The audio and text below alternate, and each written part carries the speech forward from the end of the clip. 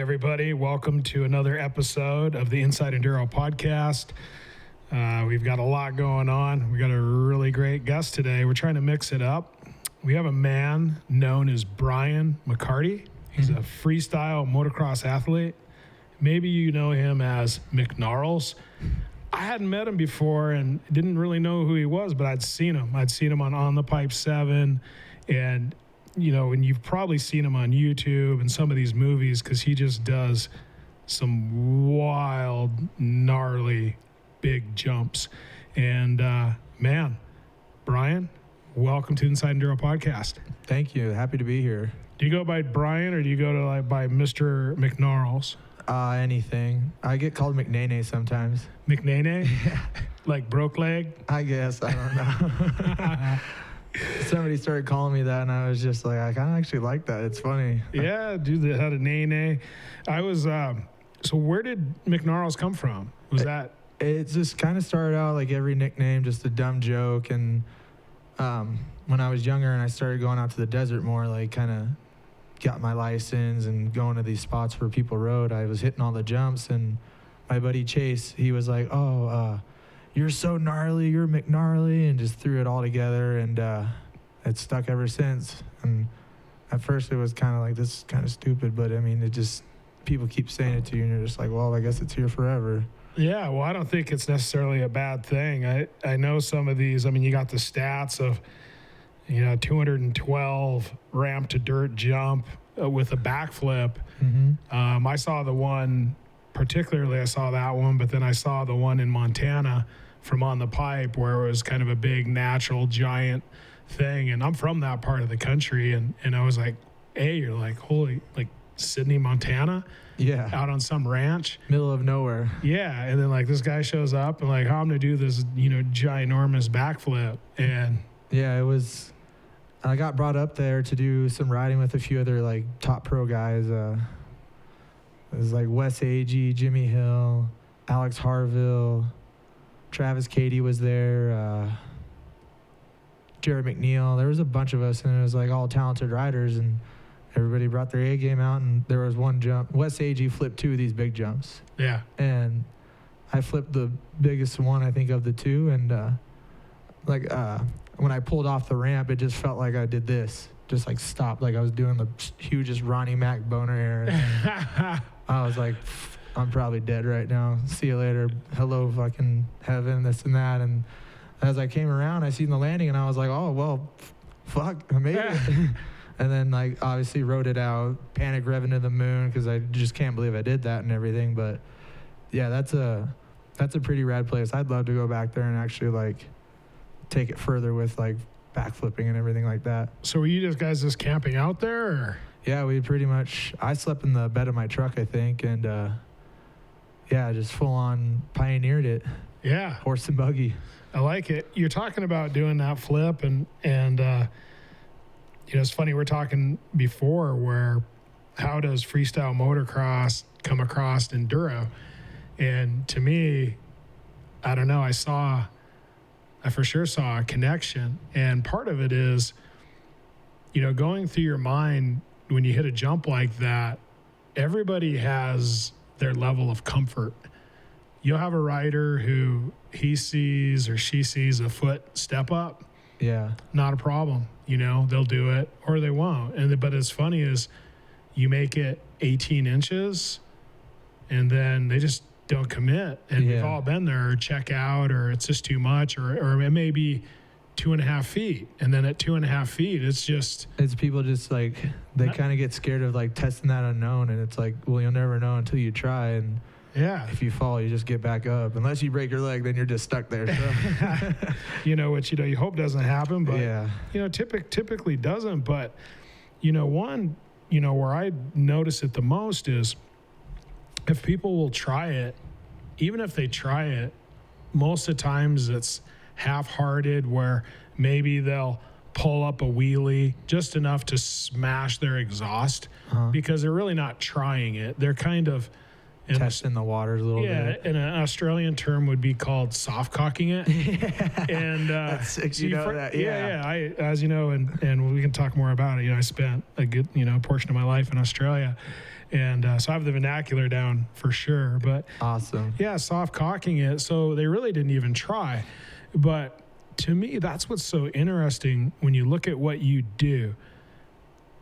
For me to think about what goes through your head, because you mentioned it before where, you know, you pull up and at some point, I mean, you can't soft cock that. I mean, you're either in it, fully committed. I mean, you hope to be. And if you're not, man, you're really in a bad place. Yeah. And, you know, what's going through your head to say, I mean, I don't know, man. Is there a contract with yourself when you're going to hit something like that? And you're just like, listen here, motherfucker. Yeah. You're going to, whatever technique you use, I'm going to pull back. I'm going to stick to that technique come hell or high water. Yeah. You know, there's no wavering. And then you have to see how it comes out. Like, to me, I don't know what it takes in your mind to put yourself there to make that commitment. It's kind of like, I mean, as like a rider where I'm at right now, I mean, like, I'm not the best, but I'm not the shittiest. And well, because you're alive. yeah, I made it this far, right? Well, I guess you have your expectations for yourself and you know what you're capable of. And obviously, like, before that big jump, I was already kind of just flipping some other big stuff that, like, once I got the confidence of, like, learning how to flip big jumps, dirt jumps and everything, I was, all right, well, now you have to see what you can do off this. Now you got to see what you do off this. And that day I was kind of just like, sort of like, oh, man, like, this is pretty big. And the lip was flat, like, a lot flatter than any other jump I've ever flipped. And I was just like, well, deep breath, go for it. And it came out great. I mean, everybody who sees it, they're like, I can't believe you went that big. And you landed halfway down the landing, like, you didn't even touch the landing. And in my head, I'm like, well, go faster, because, like, slower ain't going to do you any good. Yeah. And that's what happened. Yeah, but there's still, I mean, I think there's a lot in the in-between, because I tried to go faster in a double in the Romaniac's prologue, and it ended up in a broken wrist because I overjumped the first one and kind of landed on the face of the second one. And logs are dangerous. I don't know. You've been to Arizona, like the track grindstone that was out there? Yeah. Man, I ate shit so hard trying to jump 3 logs. I jumped and I didn't make the timing right and clipped the third log and went over the bars and just face planted.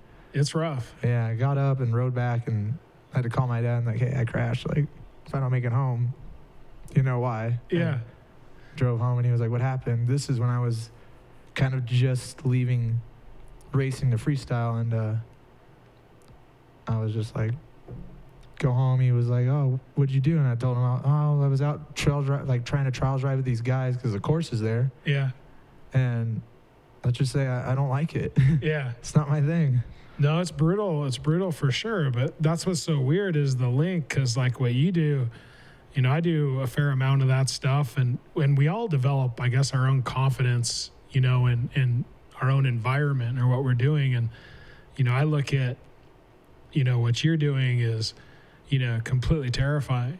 Like I've gone off a couple because in Romaniac's prologue, they have a freestyle ramp, which I'm sure would be a small one, that they bring out and they put it in a course. And I think I know of this race. I've seen this before. Yeah, and it's you know, it's so scary. You're like, man, that's a big ramp, and it lets you off really smooth. But if you've never jumped one before, you've never even been on it, like you have no idea. Are you going to go up smooth? Is it going to kick your ass end up? That's what trips me out. I mean, obviously I've ridden ramps long enough, is like the ramp never changes. It's solid. It's always going to be there. And I get it looks like a wall, but it's going to be the same. It's not like a dirt jump on a track where every lap there you could either be blown out, hit a kicker or something. Yeah. And people are comfortable with that, but this ramp will always be the same. Yeah. I don't understand that. Well, obviously you've connected the dots to do the big stuff. I mean, you said you got your comfort level, you know, when you started doing flips, and was that more of a foam pit thing of getting it down? And yeah, I started the typical process, flipping bicycles, 110s, and then getting up to the big bike. And I actually sucked learning how to flip. Like, I wasn't really good at it. And then one day it just started clicking.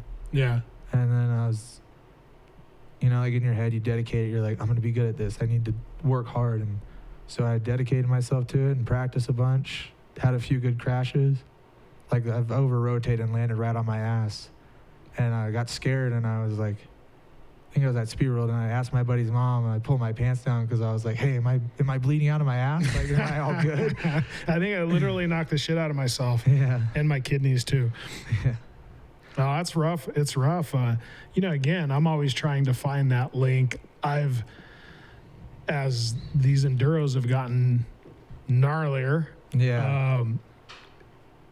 It is, for me, I almost have to make a contract with myself when I'm going to hit one of these things. It's the first time, and the angles are always different, and things are wet.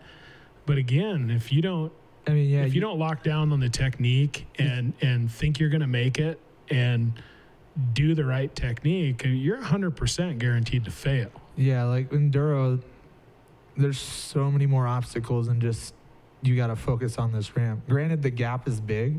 Yeah. But then you go from logs, rocks, tires, and then put about, 12, 15 dudes on the line with you, and you have to outbeat this guy and everything. Oh yeah, it gets squirrely for sure. I've seen some of the racing like clips I watched of like the top guys, and it's no joke. Like, it's kind of like throwing these guys in a ring and letting them go at each other. It's kind of feels like Gladiatorville, running over.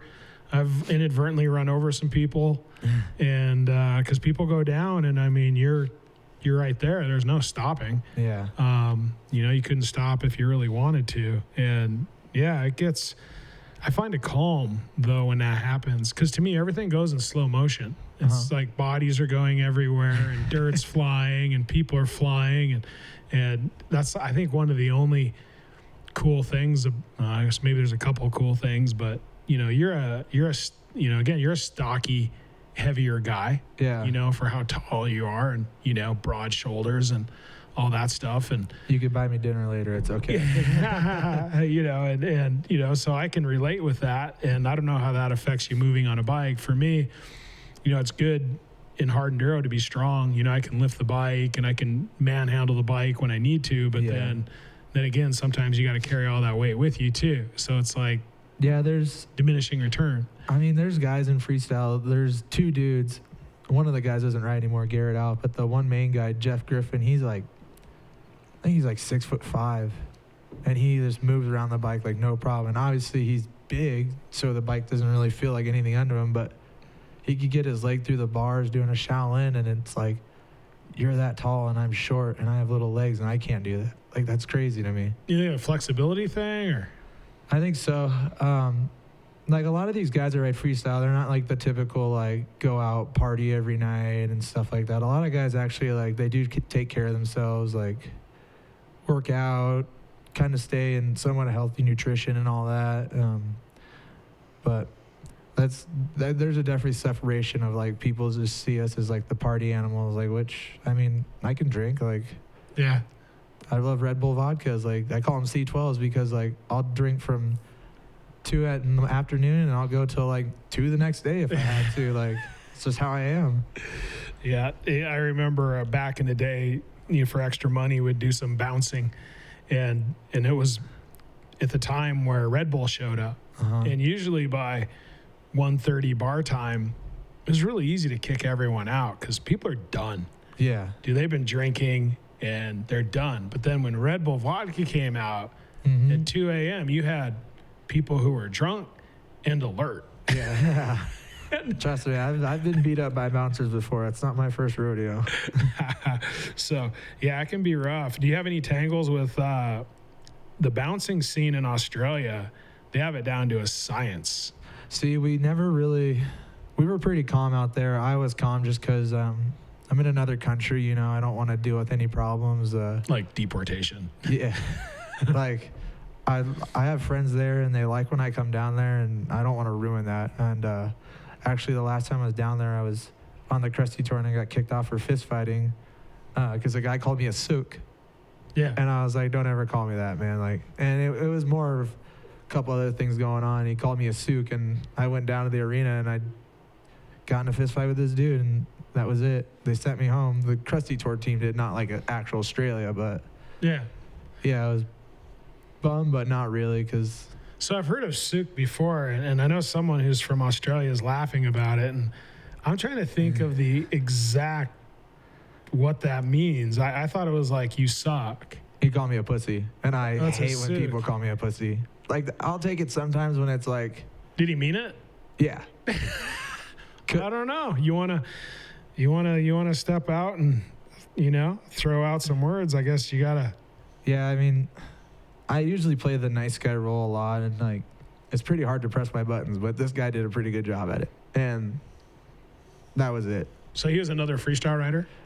He was there, one of the workers, and he's buddies with all these dudes. And now after everything, I feel bad doing it because I'm going to see him again, and it was just misunderstanding and other stuff was going on, like personal stuff with my life, like because I lost my mom around that time, and I was just like, man, you just found me on the right day. And You weren't in the taking shit mode. And but yeah, he called me that, and I was just like, well, here we go.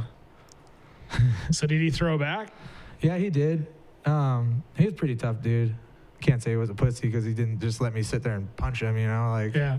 But like I said, it was dumb, and should have handled it a better way, but who knows? Things happen, man. Things happen. Yeah, I mean, you get older and you just punch somebody if you feel like it. Well, at least hopefully in that crowd you didn't get in too much trouble. No, I don't know. The guy that ran the tour, though, he said after I did it, he ran UFC events and stuff like that, like UFC fight events, and he was like, so you shouldn't have done it that way. Like, I should know, I run UFC events. And I'm like, dude, every time I see a video, those guys are having to punch on everywhere. Yeah. Like, they're ready to go. So what's so different about me, what I just did? And it was a huge ordeal, and felt bad, like I said. Like, I don't know. Yeah. So you guys talk now? Is it okay? No. No? That's okay. I think I wished him happy birthday because I was just like kind of breaking the ice a little bit. Like, Did you say happy birthday after you punched him? Not that soon. No, I mean like immediately. No. Happy birthday, mother. Wham. Or say it right before you hit him. Yeah. No, I was like, think I'm a fucking pussy, huh? And then just ran up to him and just started throwing blows. I mean, Was that at the event? Yeah, it was right before our event, the day of. Yeah. And I don't know. It was, like I said, it was a buildup of just some stuff, and pretty much I was just tired of it. Yeah.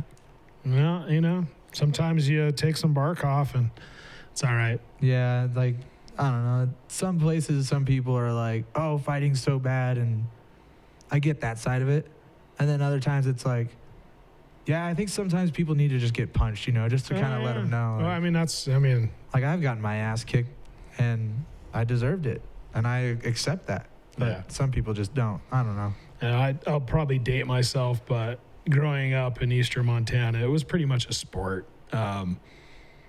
It was a weekly program, and you just did it. And if someone didn't really like it and they thought they had a bad shake, you did it again.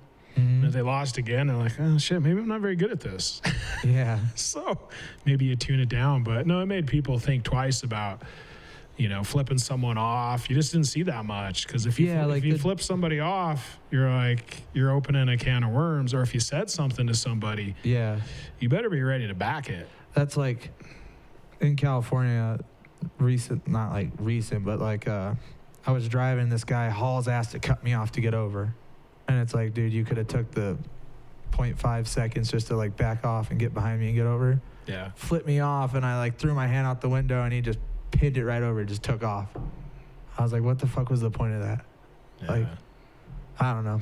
Well, and I think a lot of it is nobody does that. It's like people aren't held responsible. You got kids that can say whatever they want in school. Yeah. And, I remember growing up, this junior high I was in, and we had an Irish science teacher named Mr. Boyle. And it was Riverside High School. south side of Billings. It's kind of rough. And we had the science tables where you had two kids at a table. I think it was like 7th grade. And there was a girl behind us, you know, and I don't know, maybe found that she was interesting or something. And first day, and I'm turning around, you know, yapping, and he's just like, hey, you know, you shut up. It's kind of loud when you do that with these things. Oh, yeah. And he's like, and I'll try to keep it toned down. He's like, hey, you know, you be quiet, you know, blah, blah, blah. And I had a pretty rough upbringing, with stepdads. So I really wasn't afraid of anyone or anything, even then. And I just had a rough go as a kid. And well, I mean, it seems like you're doing pretty good for yourself now. Yeah. It started out rough. And so he's, you know, so I didn't pay attention. And I started, you know, I was looking back, talking again, and he whizzed one of those big pieces of chalk. Oh, like by my head. Yeah, I'd be pissed too. Like at full speed. And still, I didn't quite get it yet. So like I turned around and I'm paying attention, and I don't know, 10, 15 minutes later, I'm like, hey, you know, blah, blah, blah. And I heard the class just go silent. And I turned around, and he's standing right there, and he, boom, hits the table. Yeah. Hits me in the chest. Takes me out. Takes the other kid out too. I hit my head on the desk behind me. And before my head hit the you know, the floor, he grabbed me by my shirt, drugged me outside, threw me up against the lockers like boom, boom, boom. He's like, don't you ever, ever, ever do that in my class again. And I literally looked at him and said, okay. Yeah. And guess what? I magically behaved in that dude's class. Yeah. So to me, sometimes that little ass beating, not a bad thing. Yeah. Like, he got my attention. I got my ass kicked by my own dad one time. That was an ass beating I'll never forget. It can happen. Here, bring your mic down. I can't see you. Yeah, my dad and I, we got into it one day, and man, I've never had my ass kicked like that before. Like, went from us wrestling, and like I did a couple like jiu-jitsu classes, and not to say like I earned a belt or anything. Like, I was still a white belt, but I was like getting the hang of it. And so I wrestled him, and I held him down. I was like, hey, I'm gonna let you go. Don't hit me. He goes, like, calm voice, he goes, okay. And as soon as I let up just a little bit of feeling on like my arms, he just exploded out of it and just came at me like Mike Tyson, just laying punch after punch, and I couldn't cover. And he's like, you want to fight like a man? You're going to get your ass kicked like a man. Oh, no. Pushed me down, stomped me out for a little bit. And he's like, you think you're tough? And I'm like, no, Dad, no. Like, and then I had to go write a show that same day, too. So I show up, I have a black eye, cut eye, busted lip, bleeding out of my nose. And the other guy that was riding, he's like, what happened? And I was like, my dad kicked my ass. And he just starts busting up laughing. He goes, you're a fucking idiot. Why would you fight your dad? And it was just one of those things where it was like father-son confrontation that just happened. Yeah, those things happen, man. I've watched a few of them, and you know, it's kind of, I don't think kids think there's kind of an understanding. I remember seeing a situation where I grew up for a while in this dodgiest trailer court, and like rented like shit trailers. I mean, it was rough. And there's this dude, he's a trucker, and he looked like a potbelly pig. This guy's like 5'4". He wore these turned up cowboy boots. They had the pointy toes, but his feet were so small. He looked like a friggin' off like Wizard of Oz. He looked like one of the Munchkins. Yeah. You know, he had these curled up cowboy boots and big pot belly, and his son was, this guy's like probably 6'1", 6'2", like, 220 pounds. And it kind of came down to that. And I mean, I witnessed it in horror that this little out of shape, chain smoking potbelly pig just kicked the crap violently, out of this big kid. And I think it comes down to it. You see it in the UFC where you have someone who's unstoppable, and they go on that reign until they get stopped. Yeah. Some of them are never the same again. Like, they thought that they were indestructible, I mean, look at the dude that just fought Jake Paul. I mean, granted, that kid Jake Paul, he's probably trained a shitload, and I can't remember the Ben something. Yeah, he was a basketball player. Was that the one? Or is this some? Oh, Ben Askren. Yeah. Oh, I didn't. So don't tell me. I'm going to take a wild guess because I don't know the results of it. Oh, I can't tell you then. That's just ruining Well, no, it. I don't want to see it. But I would take a wild guess, and you could be totally wrong, that Ben Askren basically mutilated him. No. Not No. even close. Really? I am wrong. Yeah, that's, and I thought the same thing. Like, this guy's kind of like, Well, he was like a YouTube dude, but he trains, he's training hard. yeah, like, granted, he's probably got money. He's been paying people. He's been doing everything right. And this, I don't know what the Ben dude did, but. Well, he's a wrestling background, and I mean, just unorthodox, super tough. Yeah. Like I would find it hard to believe that someone who wasn't a consummate professional would beat his ass. Well, it was just straight boxing. Oh, it was straight boxing. So Okay, I didn't know that. Yeah. I thought they were because I saw an ad for it, and I thought, geez, in the UFC, holy living shit, the Jake guy's gonna get murdered. Yeah, and like, I don't know, that guy.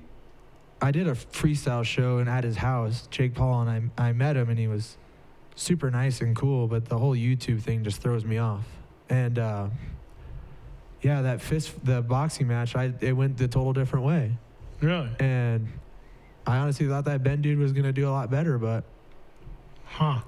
Well, then again, it wasn't his game. He's a wrestler and not so much a stand-up guy. But still, if you told me to bet on him, I still would have. Yeah. I still would be wrong. That's like, I'm pretty sure everybody feels the same way. Yeah. And that's life, like, betting against the wrong dude happens, like. Yeah, but you would think, but obviously something's going on there. But I think what happens with But that's like you said, that dude that's like a potbelly pig to this dude that's 6'1". Yeah. You just don't count out the other guy for some reason. Well, and I think the main reason there, I don't know, this is my hypothesis, is that some people call it dad strength. Yeah. And a dad, you can have the biggest, toughest son in the world, but to the dad, that's your kid. Yeah. Like literally like a little kid. He can be as big and whatever, but there's no fear. It's like where people lose, or, I mean, think about it in jumping. Like if you had so much fear when you launched off the jump, it screws up everything. Or if you're trying to hit any type of feature, if you are overcome with fear, what happens to your performance? It's just shit. It's just shit. You're just there. So if the one person, and not just saying it, not the no fear bullshit, if you have a person that seriously has no fear, it's a X factor. Yeah. And if a guy's looking at his son like, hey, here's, in his eyes, this is a kid that, I cleaned his shitty diapers, and now he's like, wants to get rough with me. I'm gonna, I'm just gonna show him what's up, because he just doesn't have that fear. Yeah. Like, and I think too is, like, I thought about after, and like, I've talked to one dude who was close with my dad, and he's like, you should have never done that. And I was just like, yeah, I know, but two, it's like, then my dad doesn't know I'm like not afraid to like stand up for myself. And in the sense of like, if I do or don't get my ass kicked, at least I'm gonna stand up and like fight back to somebody. Oh yeah. Right or wrong, it's. And I think you see that a lot. I've had that happen with, I've had the fortunate or whatever to be around a bit for a while. Yeah. And believe me, the longer you're alive, the more crazy shit you see. And a lot of stuff repeats it. You see it over and over and over again. And I've had my close personal friends where their son gets 17, 18, and it's just kind of a natural thing sometimes. Yeah. It's kind of a challenge. They want to arc up, and, I don't know why it happens. It's, I'm sure, like you said, it's like, sure you have a, you have love and respect for your dad. And probably somewhere inside there, it was like, yeah, things went off, but, maybe somewhere inside there, you wanted to show him like he is, that I'm not afraid. Yeah. And, then it turns into that. And then there's a reestablishment of the hierarchical pecking order Yeah. of father and son, Mm-hmm. which I think is a cool thing. And I mean, it sucks that it's happened. And believe me, I've been there too. Yeah. And I was the same way. It's like I mean, like, think of like wolves. Like, there's the alpha, and he's never going to be the alpha for so long. yeah, So, like, that's kind of like how I look at it, is just like astonished. What is it? dominance. Yeah. Yeah. And like, not to be like, I'm going to kick my dad's ass and then keep kicking his ass after, but just like, hey, like, Yeah, I'm here. yeah, exactly. You know, And I think it seems like, you know, from what I've seen from most of them in my own experiences, you kind of have that flare up and everyone gets a realization that it wasn't so cool. Yeah. And then, you know, kind of the old man gets a pass yeah, and then it just it silently transfers. like, and then we joke around about it too, like, because now it turns into a joke. Oh yeah. And if we go back and forth, and it's usually on text message, it's never phone call, because we can understand each other phone call. Because I text people and then they like call me and they're like, dude, are you all right? Are you mad at me? I'm like, no, what do you mean? They're like, because your text message looks like you're mad. And I'm like, how do you get feeling out of a text message? That's an electronic message getting sent from a phone to a phone. Yeah. Like, you didn't wake me up mad. I wasn't mad at you like a couple of days ago. Yeah. So I don't get it. And then like me and my dad will like I said, we'll go back and forth over a text message, and it'll be like, you want to do garage fight number 2? You want to do garage fight number 3? Or like, what do you want to do? And You guys should get pay-per-view. yeah.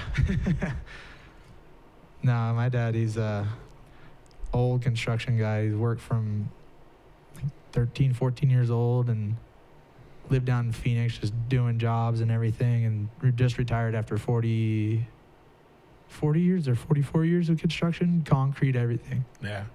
Nothing he can't fix. Yeah. And Not the guy you probably want to tangle with. yeah, like Popeye arms, looks like you, like looks like he like throw people in a arm wrestling competition. Like, instead of like knocking their wrist down, you're just throwing them across the bar and everything. Yeah, it can happen. I you know, it's sad. I got a Social Security report. You get them every like 5 years, and it tells you, you know, when you started contributing. So basically when you were on the record of having a job. Yeah. And my first one was 82. I was 12 years old.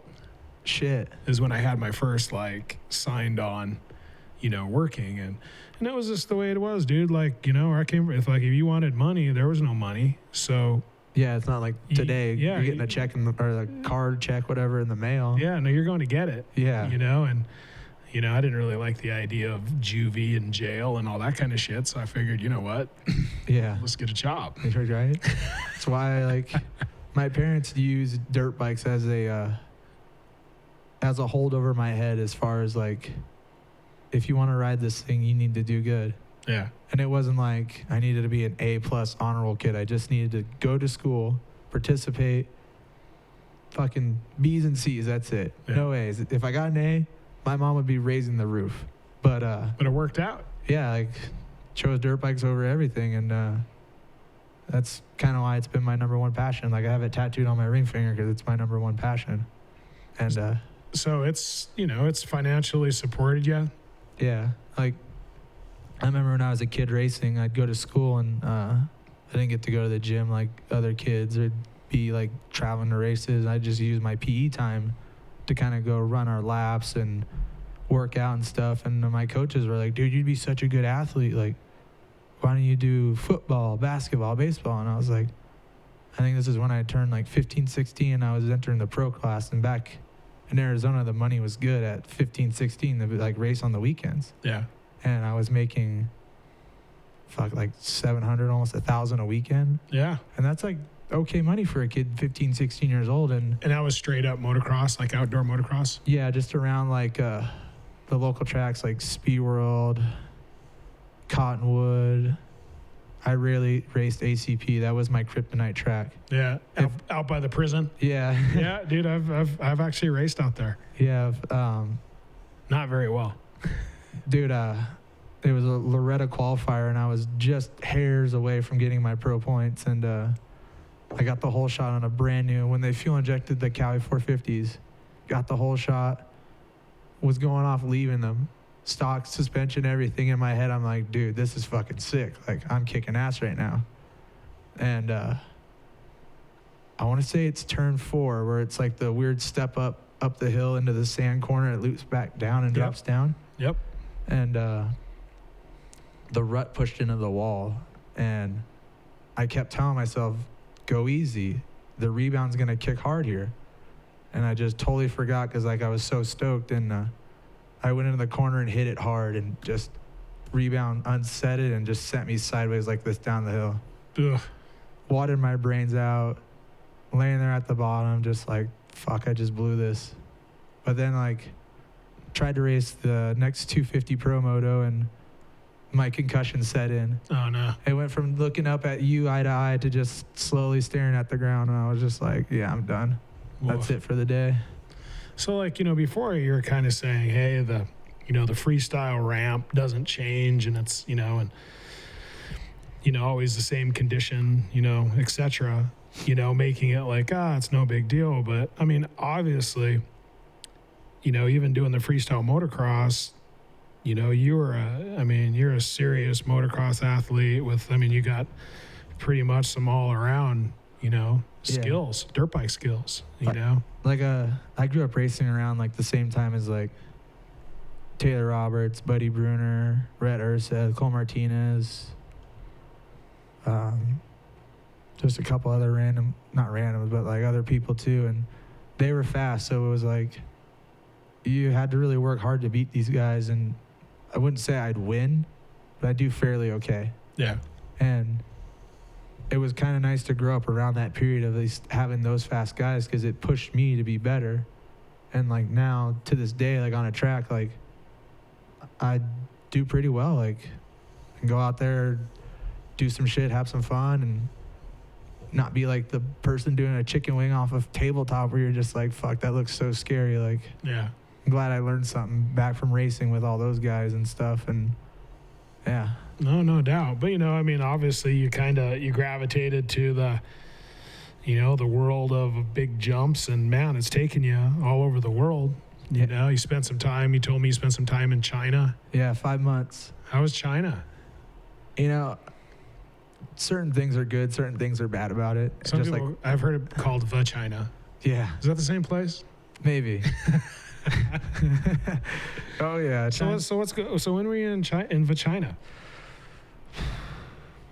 3 years ago, maybe. Yeah. I went there for 5 months, rode it for the circus, and it was funny because it was the Nitro Circus or just a circus. So there's the team Freestyle Kings. Okay. And I rode for them there, and the owner of that team, Josh Hanna, he runs the program so good. Like he just super about the riders, not like greedy businessman, just cares about riders. I mean, they all do, but he was like a legit rider and everything and all that. And is that Hanna the old motocross? No, he's born and raised Australian guy. Okay. So I never knew any of these dudes, and I went to China. And that's the first time, like, you see him social media, and that was like our only way of like, hey, there's a guy in Australia that rips. Sweet. Then you meet him in person, and then you're like, damn, this guy's pretty cool. Like, not just a badass rider, but a cool person in general. Yeah. And me and Josh became really good friends. Like, you look at our messages between each other, he calls me stinky short cunt, or I call him fat boy, or what's up titties, or something like that. And well, in Australia, if you call someone a hard cunt, cunt, yeah, that's a compliment. No, there's two differences. There's like, I think it's like cunt, like you'd say like CAWNT, where it's like, hey, what up, cunt? Like you're like friends. But then if you say it like sharp, you're like, hey, cunt, and it's like that's fighting. Not so good, but hard cunt. Yeah. Hard cunt. No, hard cunt. Yeah. And hard cunt just means like you are a tough son of a bitch. Yeah. Like or like you're a horse. Like he's the fucking horse, man. That guy, he's the dude. And on the team I got the award for being the sick cunt. Yeah. That was my deal. Yeah, I understand. I very well understand that. I was like, I don't know where it came from. Like when I first met all these guys, we went to China. We went to this first Irish pub. And me, there's would you agree? Because you said you're part Irish, and Italian. Yeah. Has there ever been a place in the world where you can't find an Irish pub? I don't care if you're in China, Yeah. Japan, Malaysia, you will find an Irish pub. Yep. For sure. They're everywhere. I think it's kind of like having an embassy for countries. You're like, you got to have somewhere for these cunts to drink. Yeah, dude, it's funny how you put it that way. Now that I think about it, it was like the safe place for me to drink where I felt like, okay, like I'm amongst people and I can drink here and feel like I'm not in a different country. Yeah. And I think that's why they're everywhere on the planet. Yeah.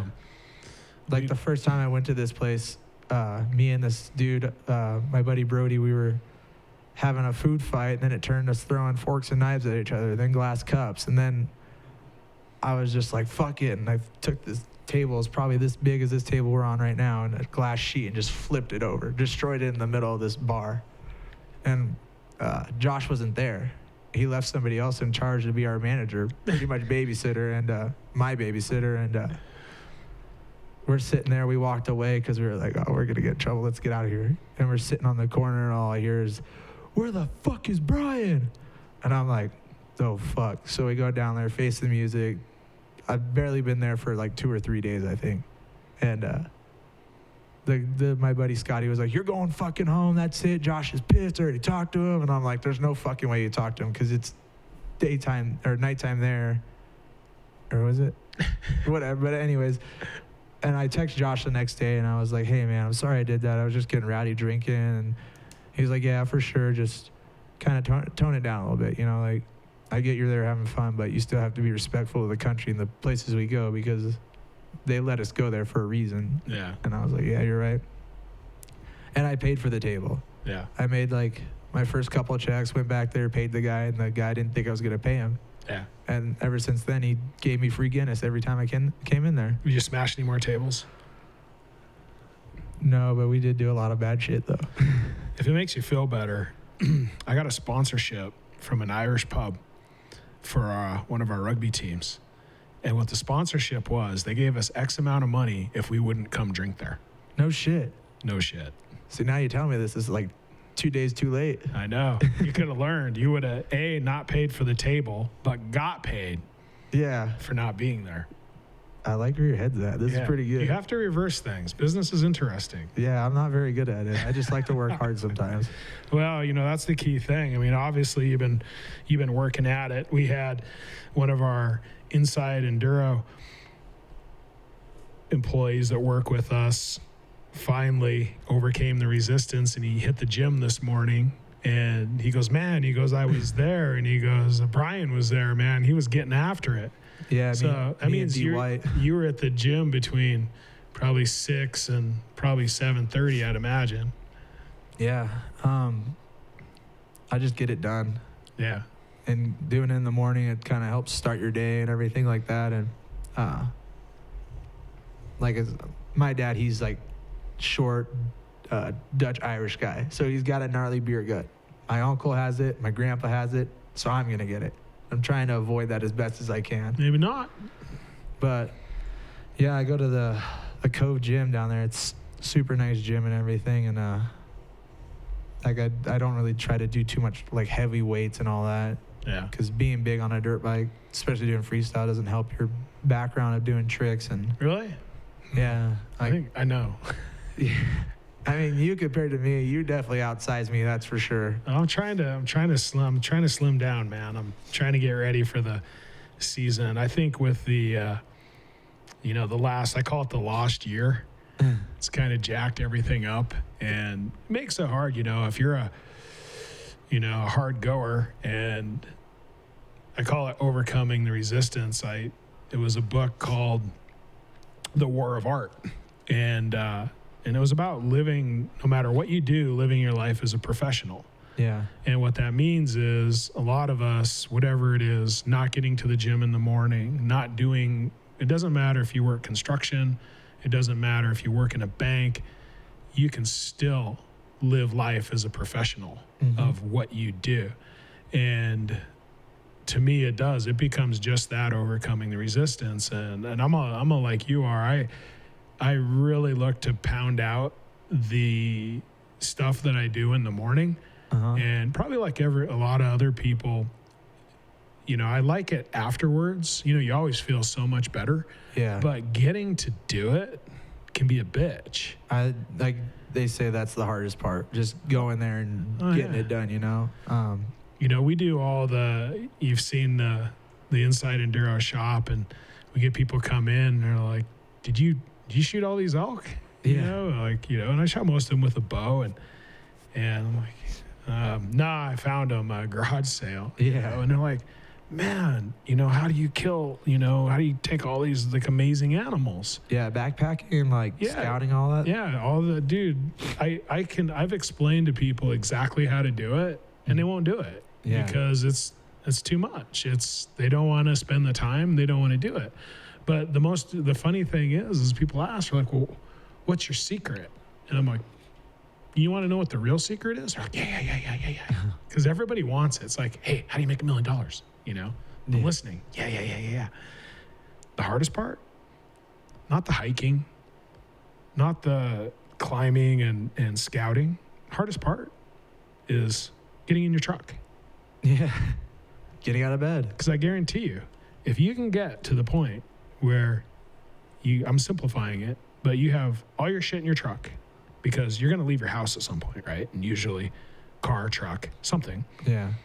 If you can climb your sorry ass into that thing, dude, the gears are turning. You don't know what's going to happen, but something's going to happen. Yeah. And that's the same with the workouts. If you can get on and you can get those gears turning, dude, you're going to have some benefit. Something's going to happen out of that. Yeah. And if you don't start, you know, people are like, man, you know, how do you keep motivated? How do you do it? I'm like, I didn't say I like getting up and doing it. I just fucking do it. Yeah. Because it's not going to do itself. And when, you know, you're racing or doing whatever you want to do, you want to be flexible, and it's not there, you know, who do you have to blame? You know, there's only one person on your team. Yeah, man. It's like, well, okay, when's the last time you stretched? I'm like, talking to I'm talking to myself. Oh, man, I love yoga. Oh, man. I enjoy yoga. I do a lot of yoga. I was doing a lot of it before COVID, and I mean, the typical guy I am, you know, you go in there. I focused on stretching for sure, but like when you put mirrors all around the room, your eyes kind of wander, and you see chicks in tight yoga pants, you just look at their butts. Yeah? That's my thing. You weren't wearing sweatpants, were you? No, I was wearing probably shorts. It's hard to hide a boner. No. In a set of cotton XLs. Yeah, no. I took yoga serious, though. Like, I was doing it a lot, and I was actually in good shape before all this COVID shit happened. And it's kind of crazy how much more core strength and muscle you build doing that than it is like weightlifting and all that stuff. Like, I felt more like control of lifting myself up than I did as far as like doing pull-ups or something like that, I guess. Yeah. I can't say. Everyone says like, man, you know, how often do you hit the gym? And I literally, if you can find someone that's seen me lift a weight in the last few years, good luck. Yeah. It's all yoga. It's plyometrics, speed, jumping, agility. Have you tried hot yoga? No, I heard that's like pretty intense though. I've tried to, like I said, and COVID. And yeah. When COVID first hit, I actually was going to in Temecula, there's a pump track there, and I'd go there and just ride for about 2 or 3 hours on my bike, and that was my workout. That's a hell of a workout. Yeah. I've been on some of the pump tracks where they made them. They're expensive. They're ones that you could move it around. It was like a big plastic giant set. Like, and you could Never seen it. Any surface. And my friend had it in Romania. He owns this big sporting facility, this entire mountain. Yeah. Chile Gratista, this amazing place. So they piece it together, and it's movable, and it's probably as wide as this table, and, you know, obviously does a loop with all the stuff, and you get on that and you start pumping, and tell you what, it is a hell of a workout. Yeah. That's like they've been building them everywhere, which is cool.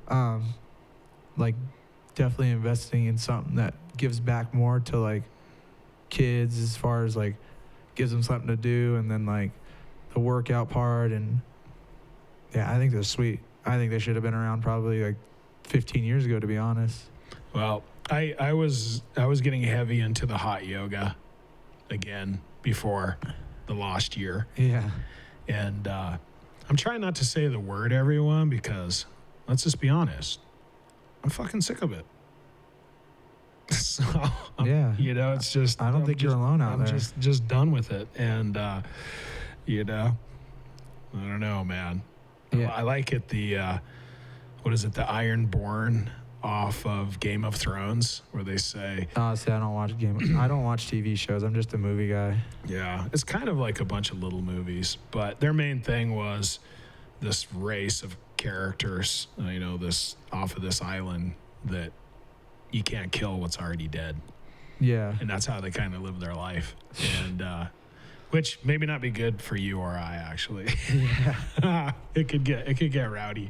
Yeah. But he's doing a lot of hot yoga, and I tell you, it was brutal. It was 90-minute sessions, Yeah. 104 degrees.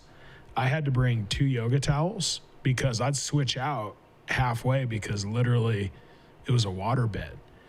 And you get out of that place and you look at the sky and you breathe the air and the world looks different. You're just, thank God I am fucking out of there. Yeah. And thank God I'm alive. I can't wait to spend the rest of my day. I mean, it is super addictive. I go to the hot springs. I do the hot and cold pool, and Yeah. the steam room. The steam room's all right. People just sitting there and they just fry like they're like an egg, and they start seeing stuff, and I'm like, dude, that really can't be good. And then I go to the cold pool, and I sit in that, and I just feel really good. And I've sat in it the other day for like 10, 15 minutes. Wow.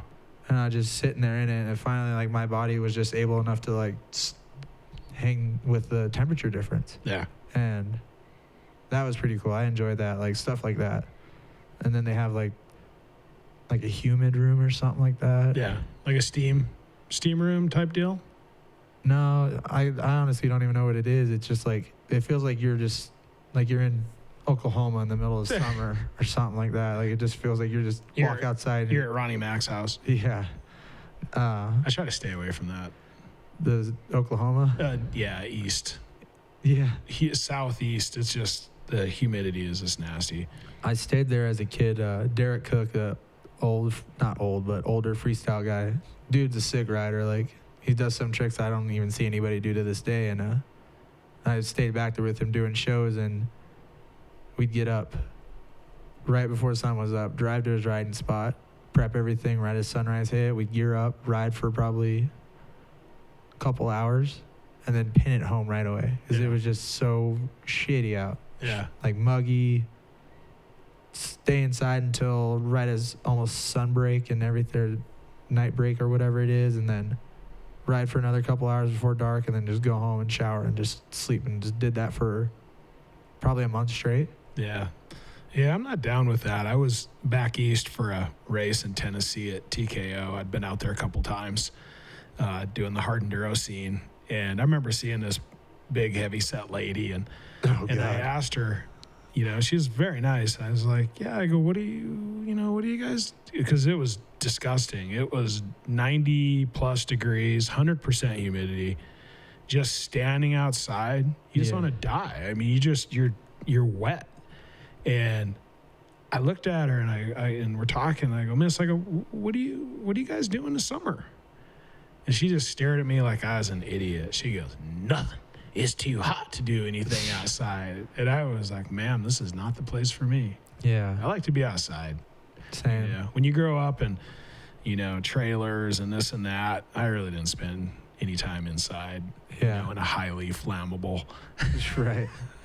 I was always outside every chance I could get. So Yeah. I don't dig being sticky. I mean, growing up in Arizona, we would.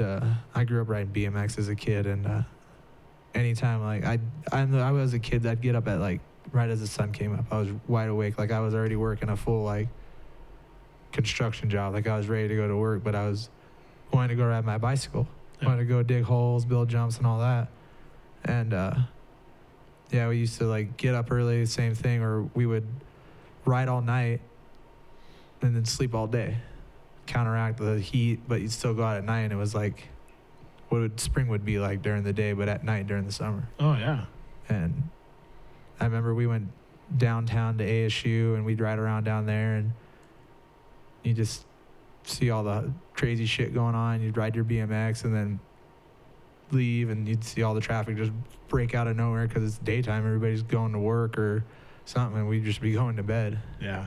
That was kind of our lifestyle as kids. Yeah, it's a weird program down there. We've got a moto ranch that we're doing tours and kind of set it up to not be a full-on tour thing, but it's all the people, all the racers we know and riders and all our international friends. I thought it'd be cool to have a place where have bikes and side-by-sides and e-mountain bikes to come and hang and ride and escape the winter, right, and do all that. But boy, we check out of there as soon as it starts getting hot, because the guys like Taylor Robert and these hardcore guys down there, they're doing that dawn patrol, where they pound out that hour and it's barely light and it's 100 degrees. Yeah. And woof, I mean, at least it's not sticky, but still hot. Yeah, I rode with Taylor one time, kind of took us through one of his loops. I don't know if it was like his hard one or if out in the Verde. Yeah,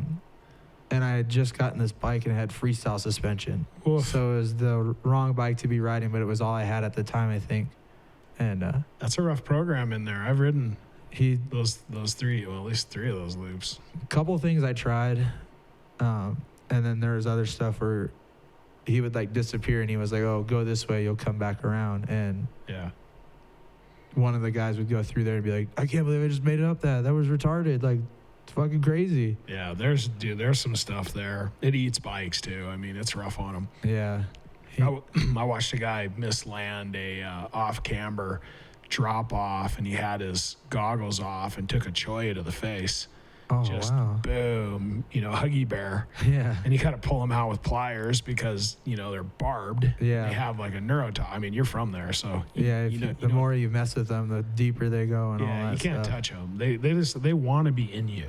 Yeah, it's kind of scary when you ride through a section. I think there's a big section from his house where it's just, they're everywhere. Yeah, there's some single track that is solid choya winding in between it. And every time we just had it again. We had the Johnson brothers. They're two brothers out of Coeur d'Alene, Idaho, that are trying to, hit the enduro cross scene. And they're doing well in enduro cross. And now they're starting to do some hard enduro and doing pretty well in that too. And I gave everyone the same speech. Anything that looks like a plant out here, don't touch it. Yeah. Don't graze against it. Don't get near it. Yeah. And everyone's like, yeah, got it. And then I repeat, I go, listen, again, don't touch anything. Yeah. First half hour, man, choya stuck in arms, choya stuck in legs. Like, I barely touched it. I go, yeah, that's all it takes. Yeah. You don't touch anything. Yeah, we grew up, like where I rode like single tracks and stuff like that was like Cave Creek and Dynamite, like whoop tracks and oh yeah, Scottsdale on the 101. There's a couple tracks out there, and there's some jumps because there's like 3 water holes that link together. You'd start here at one, and then go from this one to another one, and then from this water hole to this one, and then you just work your way back. Yeah, the turn tracks. Yeah. Yep. And it sucks because they're developing it. They say they're developing it, but they haven't done nothing with it yet. And it's just like, dude, so that people ride out here, like, who cares? Like, yeah, right now it's literally in town. Like, you basically park at a car wash and yeah, zip across, I used to just park in like a random neighborhood and unload and just go. Yeah. And one of the last times I tried to do the loop, they were breaking ground on one of the spots, and I pinned it through. I was just like, they're not going to catch me. I'm good. And took off, went riding, came back probably an hour or so later, and I was cruising through because the construction, they were doing like heavy grading and stuff. It picked up. I noticed that. And so I was just kind of cruising through, staying away from like what they were working on and just on the outside. And all of a sudden I see this company truck just hauling ass. And I was like, should I stop? No. And I kind of slowed down and seeing the guy kind of just waving his hand, I'm like, yeah, no, I just pinned it back and loaded up my stuff and just left. Yeah. But I was just like, man, this was the place I grew up riding as a kid, and now it's going to be somebody's house. Yeah. That's all, a lot of that stuff's going that way. It's everybody from California or wherever else, they're just moving to Arizona. Like, they built a flood zone. In a flood zone, they built a bunch of houses, and I asked my dad, I was like, can they really do that? It's a flood zone. Like, don't they lose all their shit? And he's like, yeah, they probably won't get insurance on nothing. Something happens, that shit's gone. It doesn't change people in the Midwest, like, yep, third year in a row, the tornado threw our trailer. Yeah. And you're like, well, should we move? Nah. Yeah. We'll just pull another one in. I'd be, after the first, tornado picks up my house and destroys it, I'm like, you know what? We're moving somewhere else. Yeah.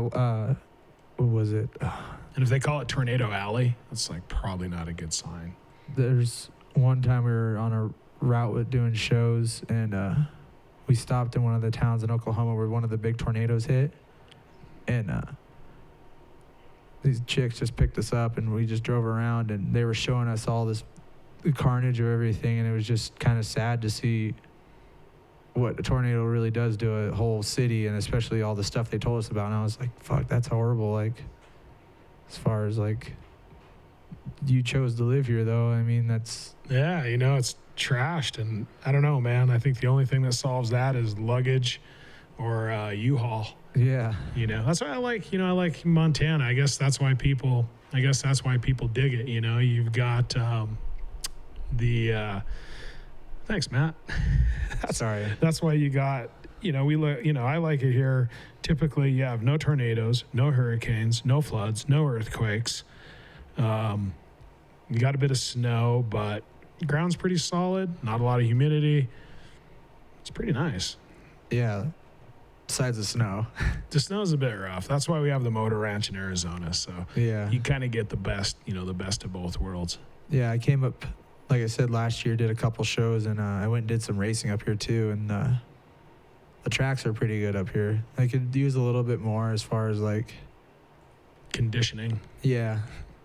And you could tell people try, but it's just throw another load of water. Just on a moto or something and just let it sink in and whatnot. But the talent of riders up here is pretty good. Yeah. Like, obviously this is when I just was like, oh, I'm just going to get off the couch and race, and had to struggle a little bit to beat or compete with some of the guys. And, like my buddy Dwight, he's pretty top notch, like as far as like he carries a lot of speed, and from gate to finish, he's just on it. And like we went to, Horn Rapid, I think it is. Yeah, up in Tri-Cities. Yeah, we went there and rode that track, and he just kind of got back on his bike, shoulder surgery and all that, and doesn't look like he missed a beat. Like, yeah, we had Dwight on the show. Yeah, I think he had shoulder surgery by one of my best friends. Like 3 days later. Yeah, he's said it didn't bother him, so it worked. Great success. Yeah. Cool. So he's still carrying a bit of speed, eh? Yeah, like that Horn Rapid track. Like I've never been to Washington to ride a track or anything, but that track was probably one of the funnest ones I've rode in a long time, as far as like something different. Yeah. And we made a boys trip out there, did that, and then came right back. So cool. How long are you going to be hanging out in Montana? Probably until after the backflips and beatdowns this coming weekend. The 24th at the Metro Arena. Oh, yeah. Starts at 6, I guess. Cool. So is it indoors or outdoors? Well, the Metro's inside. I get that. But then they got the outside stuff, too. So I'm not sure, to be honest. I'd imagine it'd be indoors because they used to have arena cross in there back in the day. I could see that. So should be some height. We usually do the big Metro one. It's like sled riders, like 5 or 6 freestyle riders in there, and like one ramp set up, and it's pretty cool. It's just nice when you're inside and you hear your bike revving, all the echo of the noise and everything. So everybody's screaming, "Ah!" Like monster truck at the Coliseum. Well, it's kind of like turn the volume down a little bit because of COVID, limited capacity and all that, Yep, the lost year. Yeah. Any other things looking like on the freestyle schedule of bigger events, or is it still kind of muted? Not too sure, to be honest. I guess kind of everything, it seems. It seems like people are just kind of worried about like throwing an event and then all of a sudden, no, we're shutting down. Sorry. Yeah. And you have to deal with all the BS from there and that, and it kind of put a dampener as far as like being a human in life. Like it's pretty shitty. Yeah. But a lot of people, I mean, I think most people are sick of it, but I don't know. There becomes a point where people are going to have to stand up for what they want and what they believe in. definitely. Because, I mean, I don't see how much longer this goes on. Yeah. I'm at a point where I'm in the same boat as the person who wants to stand up and get their civil rights back, Yeah. No, it's understandable. It's, you shut everything down and, and there's really not, any good reason for it. I mean, all of us have been around and you can't help but notice this shit. Like if you don't, I think you're lying to yourself. It's like, hey, stay 6 feet away and then we're going to pack an airplane full when you're touching elbows with everybody, but that's okay. Yeah, like I'm not no rocket scientist or anything like that, but when they say it's an airborne virus where it's in the air, you're wearing a mask that has probably 20 different ways of opening, just moving your mouth or looking one way. You think the air would just get in, right? Yeah, something like that. I mean, like, people just live in a bubble, I don't live in that bubble. Yeah, I think I'd be a poor hostage. I think you'd probably be a poor hostage too. Yeah. It wouldn't last too long. You probably bite if you have to. Yeah. I'm pretty sure I would. Yeah, I wouldn't like just lay down for fucking somebody. No. I remember a long time ago, this is what kind of stuck with me, is like somebody said like I would comply one day. And I looked at him and I'm like, I'd never comply to nobody. Like, you're fucking crazy. Yeah, well, that's why I thank God you have comply and then they have compromise. Yeah. And, compromise, that's a bit of a trade. Maybe we can work something out. It gives people who don't comply a way to make things work and move ahead in life. Yeah. So, good tool to have to use. Yeah, I mean, my life hasn't changed since this whole thing started, and I don't see why it should. Yeah, I definitely agree. But man, I keep looking forward that things are going to loosen up, and especially we do a lot of the, you've been to many countries, like Australia, they're pretty strict. Like they have to have the vaccination and everything. There's like no way around it for them, I think. Yeah, it's pretty strict, and Germany is horrible. Yeah.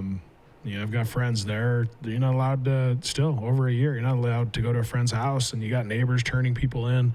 Yeah. I hear all sorts of stuff, and it's firsthand information. I'm not watching this on the, on the news. That's why I turn off the news and just kind of believe what you see and not like what you're really hearing, Well, that's wise.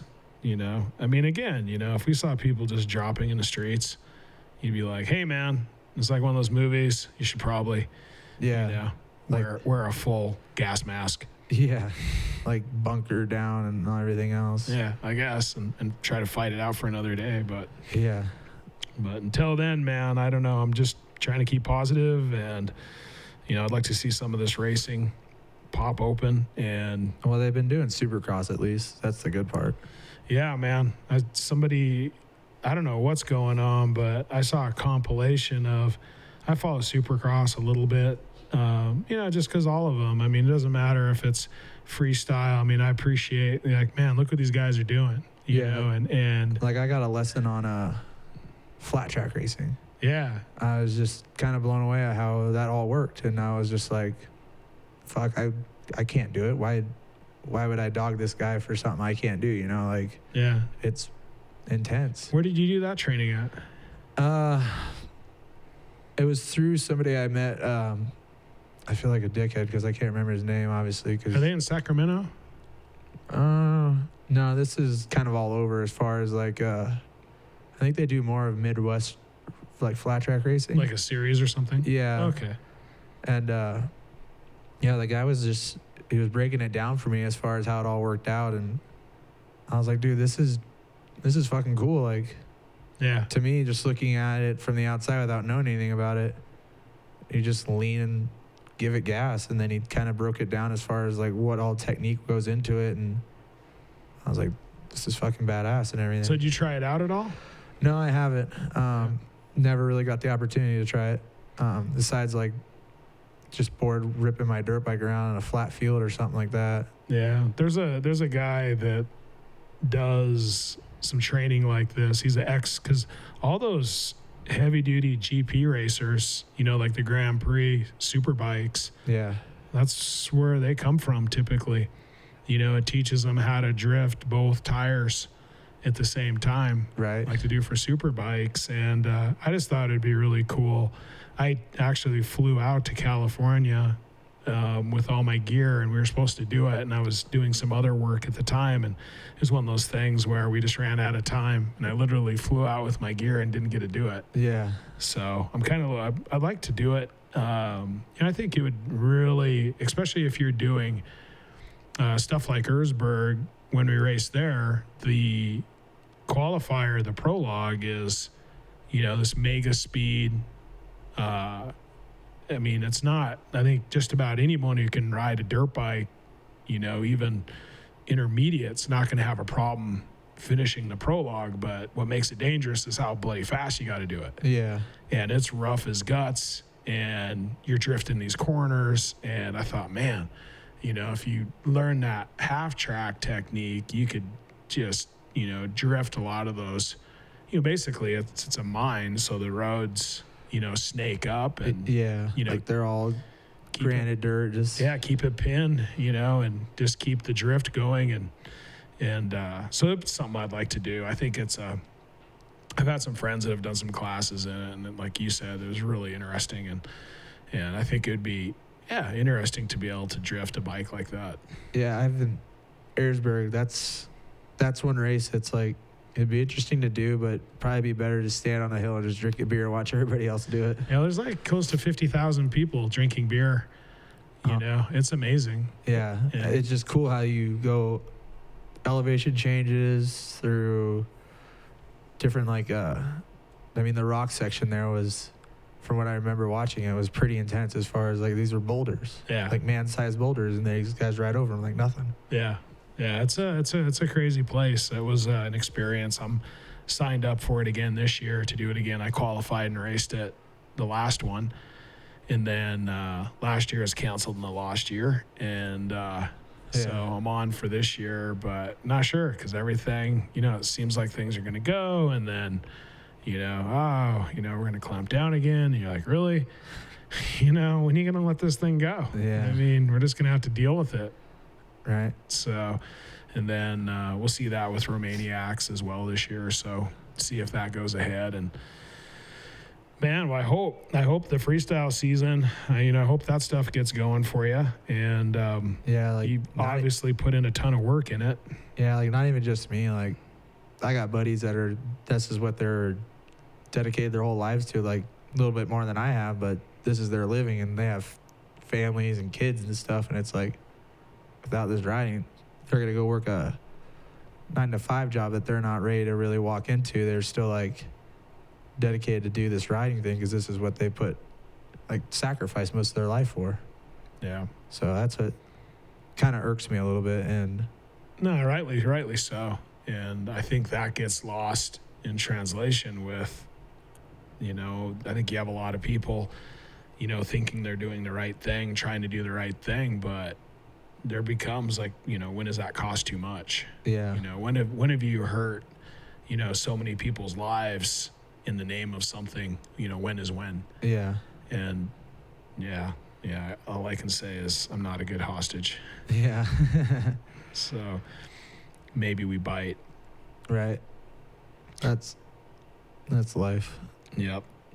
Well, cool, man. Well, man, you came into Inside Enduro, with Matt, our media manager, and introduced you, and I could see, I think your interview and then one of your jumps and some of the stuff you've done from, the moto stuff I watched, because I'm really interested in anything with dirt bikes, trials, anything gnarly. Yeah. And I was thinking to myself, man, I think it'd be really interesting to talk to Brian, to see his viewpoint on all of this and kind of what makes you work as far as, hitting these big gnarly jumps and pushing that envelope. And I just, man, I tell you, I really appreciate the skill, because if it's just some guy, man, I just huck it, like you wouldn't be alive. There's skill, that's like my buddy Adam Baker. He's a pro BMX rider, and he asks me all the time, like, we hang out probably multiple times, and he'll ask me, he goes, what goes through your head when you do that? Like, how did you know you would rotate this far and do this exactly? And I just kind of like, just a feeling like, when something's right, it's right. Yeah. And if it's not, you just don't do it. And sometimes you have to listen to that this isn't right feeling, because it cost me one time. I did all my lower lumbar, pulled my hip and pelvis apart. I hit this jump. It was 180 feet, and the lip was bigger than the landing was. And it was for like a real moto in 2019, maybe 2018. And all my buddies were kind of like, yeah, it'll be sick if you do it. But then they're like, probably don't do it though. And I came around. The shitty thing is like, we fixed it up, kind of made it a little bit better. And I wanted to do good in real moto, like that competition side of anything. If you're competitive, you have the competition side. And I came around to this jump, and I speed checked it right. And I was like, ooh, that was good. And came back around where they're still trying, like this guy is in the middle of the jump with a road blade. In the middle, still trying to make the landing better, and I just come around and just whack this thing. I jump. I'm probably felt like I was like 2 telephone poles stacked on top of each other tall. And I'm looking down. I can see my buddy on top of the landing. Doesn't even know I'm up in the air, about to probably hit him. And then all of a sudden, I see where I'm dropping, because it looked like when I maxed out at height, I was like observing. I'm like, dude, I'm going to make it. And then it's probably not going to feel good, but I'm going to make it. And then all of a sudden, the drop just started coming a little bit quicker than I thought. And I was like, oh, shit, I'm not going to make it. Like, oh, shit, like, I'm really not going to make it. And then every time if something bad's going to happen, I'd usually yell, like, oh, shit, or oh, fuck. And my buddy finally turned around and seen me come in and cased the top of it. When I cased the first time, knocked me out. All my lower lumbar. So, and bike had pressed, unloaded. I shot off another 75, 80 feet out to flat, like hard packed dirt, and broke my hip and pelvis. Just like destroyed myself. My buddy that was there to film it, he didn't film it because I didn't tell anybody I was going to hit it. Like I said, there's guys running the scraper or the blade on the bottom, and my buddy who's a filmer was like, I guess, sitting there throwing up, because he was like, I've never seen somebody just get impaled that hard before. And they rush over, grab me. I come up out of it. The wheelers or like starting to get my wind back in me and everything, and start coming to. And the crazy thing is, I got knocked out, but I still remember everything of that day. And because I have the video of it on my phone. The lady, they were trying to put me on a backboard, and I hate the restriction feeling. Yeah. Like, if I crash and I know I'm fine, I said that. I was like, I'm fine. Just let me sit here for a second. Let me collect myself. And you have all these people around you, and they're just like, oh, you need to do this, you need to do that. It's just like, I was coherent enough to know, like, I'm good. Like, just let me chill. But they're trying to put me to a backboard. They're trying to put me in a neck brace, and I'm moving around perfectly fine. Like, obviously, I'm so out of it, too, that pain hasn't hit yet. Yeah. And finally, they're trying to strap me down, and I go, look, lady, it's May 6th. Fucking Trump's my president. I'm at this track. Blah, blah, blah, blah, blah. And then they just go, oh, okay. And I'm like, yeah, like, like, fucking listen to me. Like, I know my own body, and I could take a hit. Like, I'm not weak by any means, but... And then threw me in the ambulance. And as soon as I got in the ambulance, whatever they gave me the first thing, I was out cold sleeping. Yeah. Woke up in the hospital. Talk about some pain, man. I've been hurt before, but that fucking sucked. Like, I was like, before like this pain feeling, like the one night I had when they came and checked me out, this doctor came in, and some doctors are good, some doctors are bad. I'll just say that flat out. And this doctor came in after they did all these scans and x-rays and everything. And this guy was wearing a fishing vest and a butterfly cap. And he's like, everything's fine. They're all clean breaks. They'll heal naturally. Your back's going to need some time, this and that. And I was just like, sweet. This was actually good news. As bad as this is probably the best news I'm going to get. So then the next night, I'm in like the worst fucking pain. Like the worst pain ever, where I had to have 2 nurses hold me up by my arms to let everything just kind of sack out of my lower body to let blood flow kind of just do its thing. And then I lay back in the bed and passed out, and then they took x-rays of me the next day. And then I go back to the room, sit there, about to eat a bite of like, probably it was scrambled eggs and bacon. And the doctor's like, hey, don't eat, you're going in for surgery in like 4 hours. And I'm like, what do you mean? They're like, your back and hip and pelvis and everything is bad. Like, you're going in for surgery.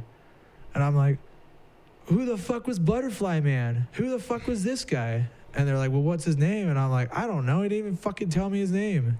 And went in for surgery, and it looked like they went to Ace Hardware and just got big old wood screws like this big and just screwed it in the front of my pelvis and my hip and in my spine.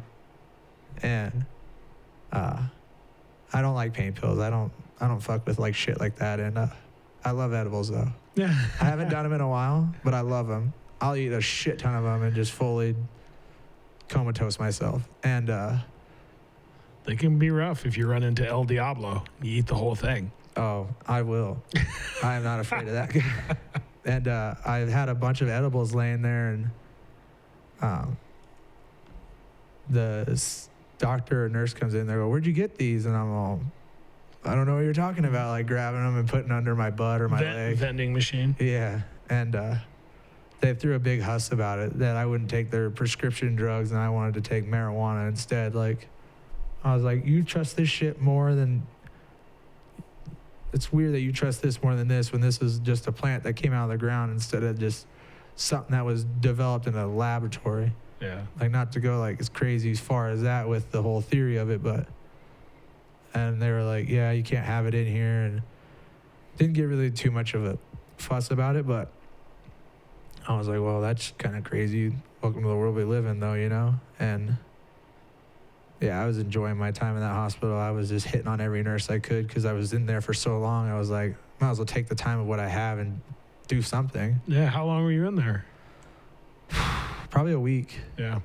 Solid week, just to make sure, like, everything was, like, solid. Nothing, like, kind of, everything did its job pretty much. And then my mom flew in, and they were like, you need to drive him home. You can't get on a plane, this and that, because he'll get a blood clot. And they gave me these little, it looked like these little shots. Like, it looked like I had a bunch of airplane shooters of these fucking blood thinner shot things so I could make it home. And, like, I'm like, Mom, I don't need this shit. Like, I'm fine. Like, yeah, I probably might need, like, the hardcore drugs every once in a while, but, like, I'm fine. Like, I don't need all this stuff. Like, this shit's bad right here. And she's like, no, just take it. And then we leave there, and I'm like, Mom, we're flying home, right? And sitting in a car was the worst feeling ever. And I was like, we're flying home. Like, we're getting on a plane. Fuck this shit. Like, we're not driving, like, 15 hours to, like, back home to Phoenix. Yeah. And she's like, no, we're driving, this and that. I'm like, you got to be kidding me. So I got on my phone, looked up the first dispensary, and just like, Mom, let's go get some stuff. Like, let's go get some edibles and shit. And my mom, she likes eating edibles. And So we stopped there, loaded up, and probably the first 3 hours of the drive, I ate everything. Yeah. I was just, fuck this. And my mom, she was the type of driver where gas on, gas off. Like you feel the acceleration and the deceleration when you're driving, and I'm just like, fuck, this sucks. And my body's just doing this back and forth, and I can feel it. And I'm just like, Mom, I love you, but I would have took the blood clot and the plane ride. Yeah. I didn't care. Or cruise control. Yeah, she didn't know how to use it. I showed her multiple times, and she just still couldn't figure it out. And I even offered, I was like, Mom, let me drive. How long did it take you to kind of start to recover and feel normal again? My nose is running.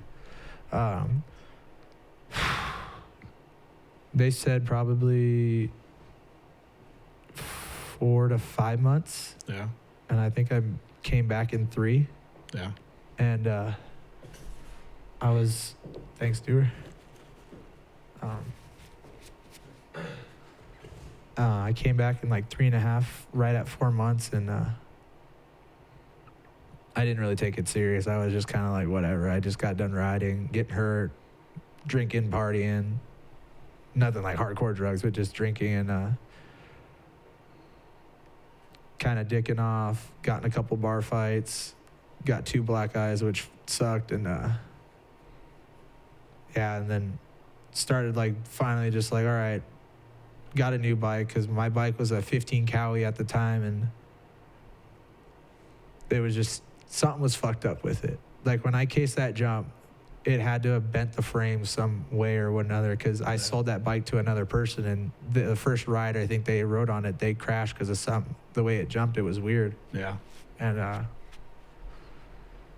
yeah. And then I got on Hondas, and it was, now you're like, I have a new bike. I can focus and ride a little bit more, and still couldn't get away from the bars though, because it's like single. Yeah. All that stuff, and yeah. That's where people are, man. Yep. Yeah, I don't know. Dude, it's the life of being McGnarls. Yeah. It wouldn't be gnarly without it, would it? Everybody's like, oh, you're McGnarls, you must be gnarly. And I'm like, not really, dude. I'm pretty mellow as a person. Like, I don't know. You sound pretty gnarly to me. I mean, dude, like the stuff I've done, yeah, but like they're like thinking like I go out and just like, okay, for instance, I was back home visiting my dad doing my taxes. Went to a bar just to go like have a drink and chill. Wasn't trying to start shit, just wanted time to myself and have a drink, you know? And this dude just had it out for me. Right for me, this Mexican dude. Just pointing me out, this and that. And I was just like, look, man, like, just leave me the fuck alone. Like, I just want to chill and have a drink. And I went home. My dad's just about to fall asleep, and he's like, man, you smell like booze. And I'm like, and he's like, you're home early. And I'm like, yeah, just went in there, and a guy wanted to fight me right off the bat. And he's like, well, that's your problem. You go to the bar by yourself, you look like you're going to start a fight, or you're looking for a fight. And I'm like, fuck, I didn't really think about that. Like, but I was just chilling though. He goes, doesn't matter, man. It's just the look you put out. Huh. And I was just like, all right. Because I watched like the old Lemmy documentary where he like goes to the bar, plays the slot machine, and drinks a Jack and Coke double and just chills. And he's like, this is my like, his like Zen garden. Yeah. That's his chilling time. And that's kind of what I do sometimes. Like, I want to go have a drink. Yeah. But I don't know, man. Maybe that's where they made all the jokes where, you know, a guy comes into a bar with a pet monkey. yeah. No one wants to fight a guy with a pet monkey. Yeah. What is it? Clint Eastwood? Yeah, orangutan. Anything but any which way to lose or win. Yeah. You know, right hand Clyde. Yeah. Orangutan knocks him out. Yeah. Or I love that. Those two movies are my favorite Clint Eastwood movies. Any which way but loose. Or Any Which Way You Can. Or any which way you can. So That yeah, those are classics, man. Or Josie Wales. Yep. He Yeah. spits on the dog. That's so funny. Yeah, Clint Eastwood, man, just good stuff.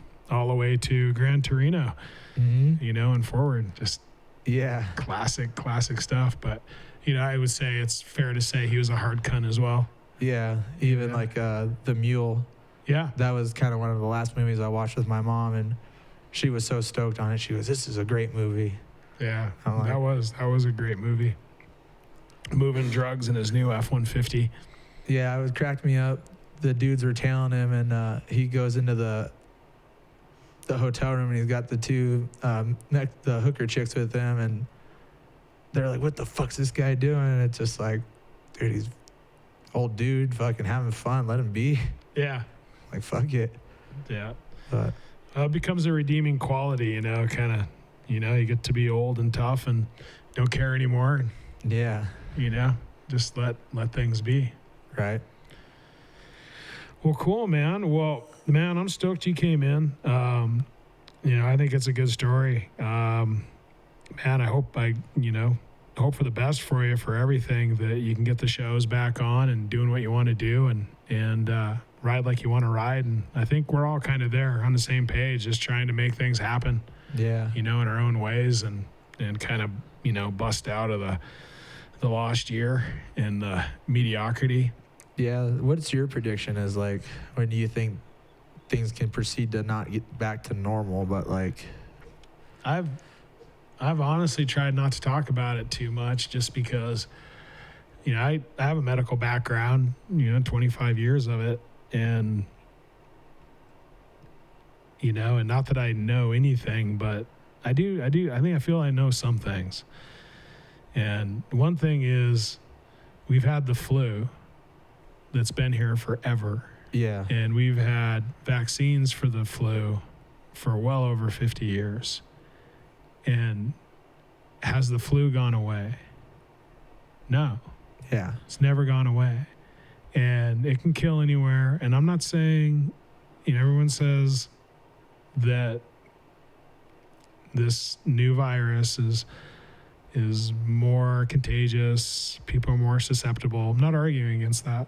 Yeah. But my point is, it's a virus, and a virus mutates, and it changes, and it changes, and it changes. So you hear, oh, you know, we can't do it because there's a new strain. There's a new strain. Right. That's what the flu is. It's a virus. There'll be a new strain. With all the vaccines, it's never gone away. Right. And my lowly opinion is, this thing is never going away because it's a virus, and no virus has ever been terminated. This whole bullshit of we need to stop it, you'll never stop it. You'll mitigate it. Yeah. You'll slow it. But people who are unhealthy, people who are susceptible, are either going to be exposed to it, they're going to get it, or they're going to get through it. Yeah. And life goes on. And there becomes a point where you have to call it at that. Yeah. Simple as that. That life goes on. We have to do what we have to do. If you feel that you're susceptible and you have to protect yourself, then protect yourself. Yeah. But there becomes a time to start living your life. And, you know, I've always felt, you know, I've always tried to figure things out. It's always been one of my things or one of my fortes. And I don't understand it. It's one of the, you know, definite one of the things in life that I truly don't understand is why it's suppress, lockdown, and no one comes up with any solutions besides, you know, we just need to stick a vaccine in you. Yeah. And that's all you hear, and that's going to solve it. But it doesn't solve the flu, which we've been battling. Like how long for 5 it took decades. forever to come up with the flu vaccine. Yeah, and they come up with a new one every year. The vaccine's different every year. And so I think this dogs can't get it, right? I don't know. I don't know about pet monkeys either. Yeah, I don't know about those either. But, you know, again, it's what's going to happen is going to happen. Mm-hmm. You can try to mitigate nature, or, you know, if it's unnatural from where it came from, I don't know. But, you know, that can be, you know, from the wet markets and, you know, Wuhan. I don't know. Yeah. But the point is, it's here. It's alive. It's not going away.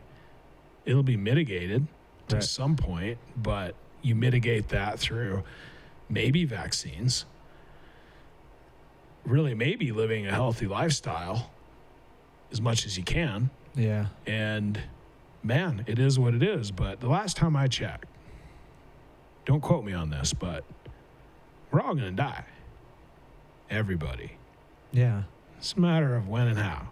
Yeah. So while you're here, I would say try to enjoy it.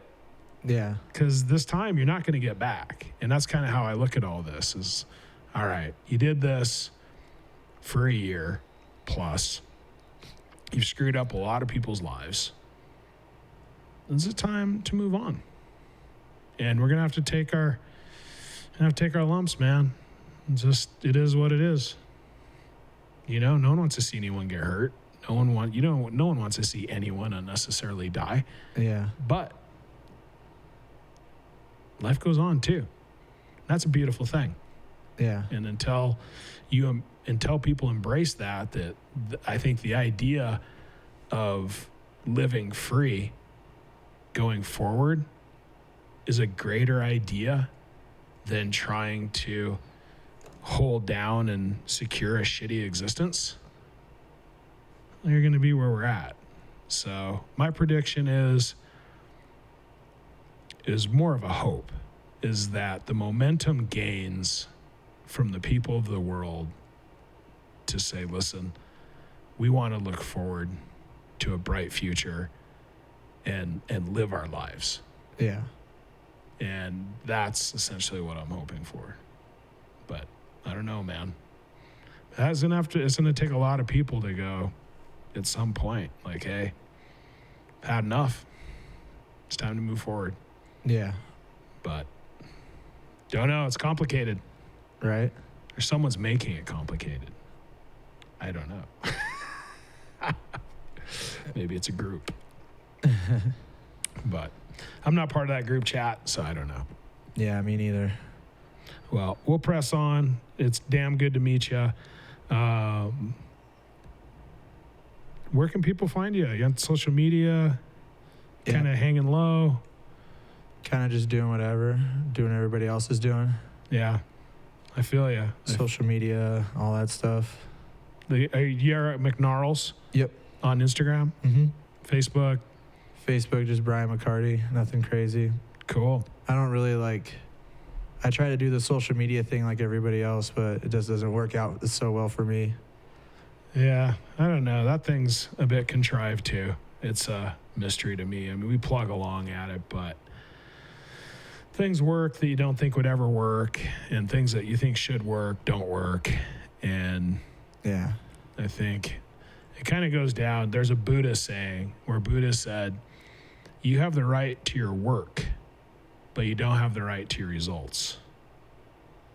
And that sticks with me. It's stuck with me quite a while. And I just, my own interpretation of that is that. I know it's hard to talk to people about this, but are you like a religious person in some way, or just? Yes and no. I don't go to church. You're not going to find me somewhere on Sunday. I don't have a dedicated religion of Catholic, Lutheran. I believe in some type of power, something. I think it's human nature to believe in that. Do I believe that when I die, I'm going to end up at this gate and someone's going to ask me some questions? No, not really. I had a bad crash a long time ago. I hit the back of a metal landing. It's funny, I've had 2 crashes that replicated 2 dudes that I grew up riding freestyle with. And the one I hit the back of a metal landing and everything, I fully was like, if you were to put me in a dark room with no windows, no doors or anything, it just felt like I was suspending from some force that I don't know what it was. And then all of a sudden, I died twice in this whole process of a day and a half or 2 days or what it was. And they say and they do say you release DMT in the back of your head when you're in that process of you might die or whatever. And I legit seen the light behind the door and all that stuff, and there was a force that was pulling me to it. And in my head too, I could say this and think it, and I'm like, dude, I'm fucking dead. Like, see you later. Like, and, but right as I get towards the door, it was just like, I couldn't like push my hand to get through the door, and tried to push a couple times, and then all of a sudden it was just like sucked back up, and then woke up in a hospital. Yeah. And it kind of tripped me out for a while after that, as far as like going through that as a person. It's hard to like say that to people, and like people always think like you're crazy for saying that, and I'm like, no, I don't think so at all. You know, and I don't know what it is. I mean, whether it's human will, if you look at it from just a simple physics equation, the law of conservation, no energy is gained or lost, it's just transferred. Yeah. So your body has a positive charge, and you can argue it any way you like. When you die and that charge leaves, it's either expelled as heat. Like, what is that thing? Is it a soul? I don't know, but it's something there. And we have this, let's call it, just to simplify it, call it will, right? Yeah. Just like human will. I just listened to someone, there's a stat that the highest percentage of humans die on a certain day of the week. Really? Yeah, on Monday. And there's also a time. There's an hour on Monday. So humans on average die the most on Monday in an hour between 8 and 9. Period. Now, animals typically, unless there's a drought or a fire, they die pretty much spread out 24 hours a day, 7 days a week. Pretty much an average of any time, dispersed. Yeah. But humans die on Mondays between 8 and 9 at the largest ratio, the largest percentage. But how do they it's hard for me to wrap my head around that, as far as how do they exactly know that? Is there somebody there just like time of death? I mean, when just somebody collecting all that facts, as far as like when you die and you show up at the county morgue, man, it may be wrong or right, but they're like, all right, this dude died on Monday, at 8:35 approximately. And there it is. And now all that data is there. Anytime you're checked in.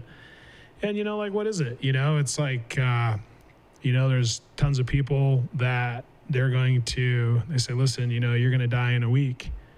And they live 6 weeks or 2 months to see all their family and do all their things. And then that Monday, they check out after they did it. Yeah. I mean, what got them through, and to me, I would argue that's that will.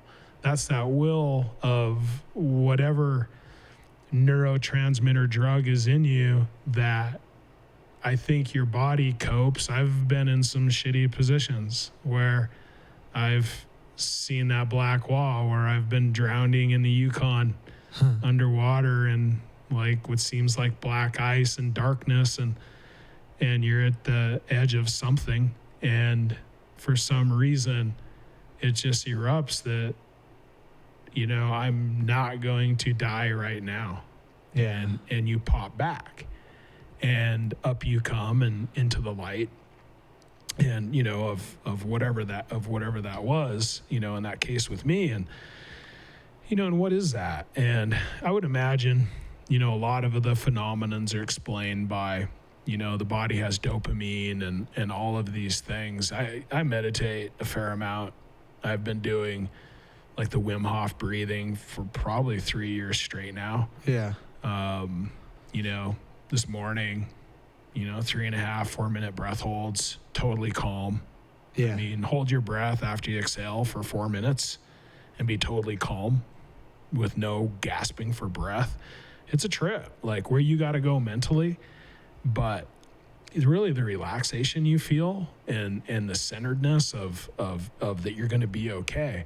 Your body has the ability to release these neurochemicals to do that. And I'd imagine when you're dying, a lot of times that's your body's coping mechanism to let you die.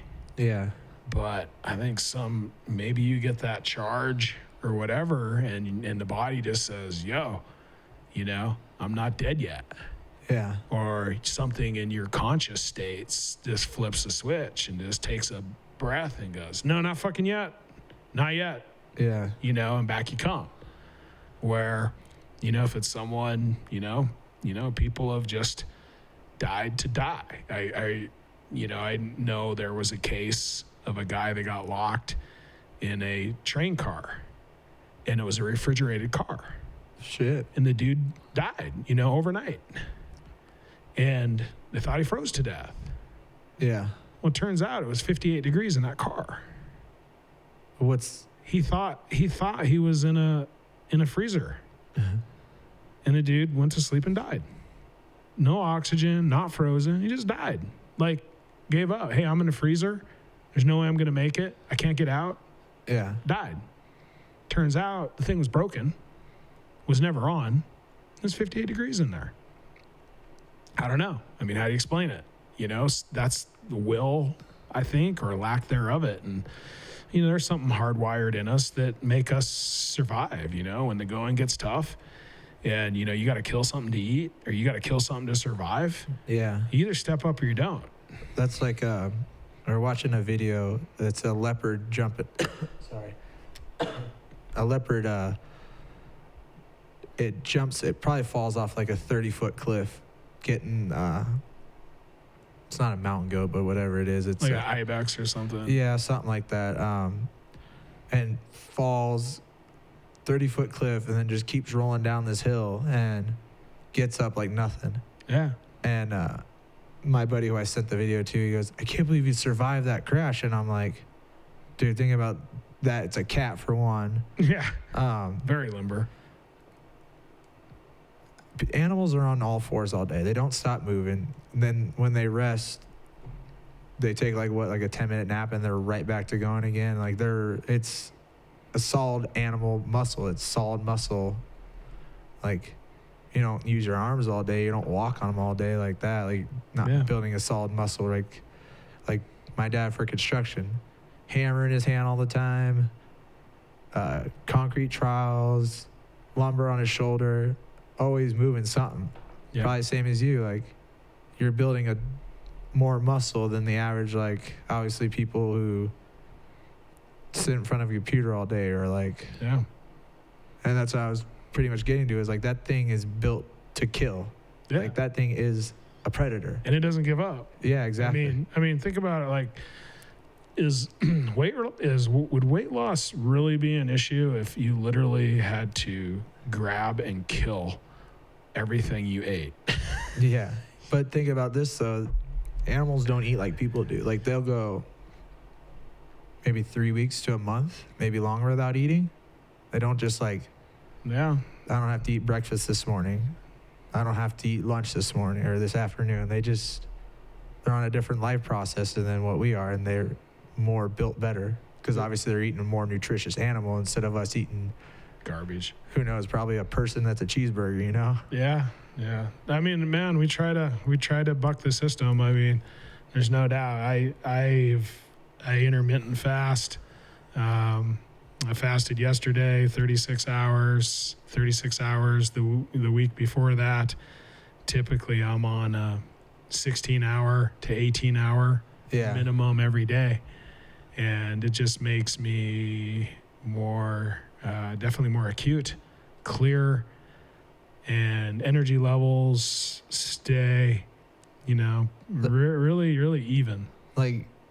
As far as obviously drinking, do you drink pretty clean, or you just kind of I'll drink a Coors Light or something? Or no, I would definitely take beer or wine over, a Coke. Yeah. Any day. Or any other. I try to stay away from sugar. And, and alcohol has a lot of sugar in it, especially mixed drinks. Yeah. So, and it's funny because, believe me, I have the ability, or I've had the ability in the past to get extremely drunk, tear apart an entire bar. I have the ability, and it's happened. It's happened in Australia. It's happened I was young once too. Yeah. And, but funny enough, I mean, obviously I've found, it's like, let's say the bar thing, right? I can't tell you when the last time I hung out at a bar. It's like, there's really nothing there for me. But negative usually. Yeah. And it's different when you're trying to chase chicks and stuff, but I've got a chick and I've had them for a long time, and she's my wife, and it's been 21 plus years. Like when I go to the bar, and, even though like there's chicks there and everything, like I usually just go out to get smashed and have a good time with my friends. Like, the chicks the solid part, but like, man, girls just kind of act like their shit doesn't stink sometimes. That's like, well, yeah, that's why they're girls. Well, no, it's funny. Like, that's why they hide to poop. Yeah. They don't poop with the door open. I told well, some do. That's a real relationship, though. I go, if this relationship's real, we could shit with the door open. And yeah, I have no problem with that. I actually do not need a door. It's not required.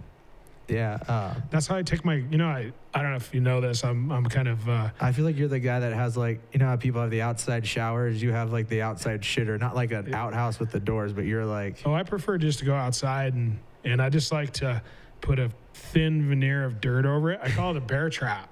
Oh, yeah. Yeah, so it's basically you don't quite see it's there until you're ankle deep in it. And then it's too late. It's like you stepped on a water bed. Oh. You're like, uh-oh. You think if it was like a landmine, don't bring your foot up because it's going to explode. Oh, man. Which it might if it had corn in it, but that's a different story.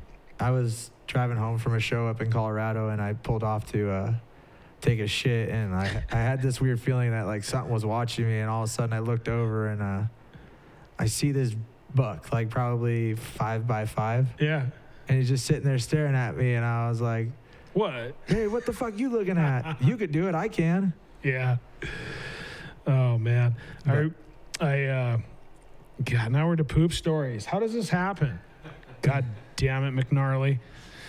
McGnarls. So, all right, I got to tell you a poop story. So, somehow, some way, I'm in Tajikistan on the Afghanistan border. Fuck. Like 7-8 years ago, January. Still a war going on. Were you there at war or just? That's what I do for entertainment. So I'm there with firearms that we had to get through fixers, handlers, falsifying documents, and we're there. Let's just put it that way. Okay. So we're there, and they told me when I was heading over, a friend that arranged this for me, that there was, we flew for basically 2 days straight from the U.S. to Istanbul, Turkey, to Bishkek, Kyrgyzstan, then Bishkek, Kyrgyzstan to Dushanbe, Tajikistan. And then it was a 36-hour Jeep ride to where we're going. And I really didn't take them at face value. I was like, really? Like, how could you possibly drive in a Jeep for 36 hours? Like, what could be that far? Well, they were right. We were in a Jeep for 36 hours. And I took 2 little water bottles with me. Those little, I think I had it from the plane. And I am dying after like a day. Yeah. I'm like, listen, this is turning into a longer story. So no, I'm pretty interested because I feel like the bottle's going to be something crazy in a second. Well, no, I'm like, man, I'm like thirsty. And I see, there's water cascading out of the mountains. I mean, we weren't extreme mountainous terrain. Yeah. And I'm like, man, just pull over because I'm from Montana. I'm like, man, I'll just drink, right out of it's popping right out of the mountainside. They're like, no, you'll get sick. And we had a translator with us. And I'm like, shit, man. It's like, really need to drink something. And so we carry on, and we come into this little town, and you just don't realize, again, how other people live. And I mean, this kind of comes into living your life. Like, oh, we're gonna get something to eat, and it's cold as shit out. And we walk upstairs into this place, and you can see your breath. It's probably, 30 degrees in there. Yeah. And all the tables are there. No one's in there, but there's one booth, and it has curtains that are shut. And you hear this, this scurrying going around as we come in. Well, the curtains open up, There's 6 people in there, and they're all hanging out, and they had one heater, like a little heater underneath the table. It's because there's no heat in the entire building. So they're huddling there. So they clean everything up. They seat us in there. Uh-huh. So then we got the little heater. Your butts are still warm because they were sitting there. Yeah. So we had some tea, did this, had a bit of a stop. And so I'm like, man, that's all right. So we leave that place. Middle of the night, 2:00 in the morning. I had an AK-47 in my face at one point, and man, I'm like, I've kind of had it for the trip, and that's a whole nother chapter. Yeah. And we'll just focus on the poop right now. Yeah, and we'll get to the poop, and we show up this place that's right on the roadside, and a guy goes around back, knocks on the door, a light comes on, the front door opens, and it's like a covered entryway into this house, and it was like a covered porch that had windows, and then it elevated up, and it basically just had blankets, like homemade blankets and pillows, like outside, but inside, you're on the outside of the house. So these people, you hear stuff going on, and they bring out some bread, and again, no water, and they drink a lot of chai black tea. So everybody nods off, and I got to take a dump, like badly. I probably hadn't taken a crap in like 3 days. Yeah. And here we are, we've got guys with Kalashnikovs walking around outside here and there. And here I'm in some house. We've never been inside. I'm not going to walk in there to take a crap. I really don't want to shit in their yard, even in, Afghanistan.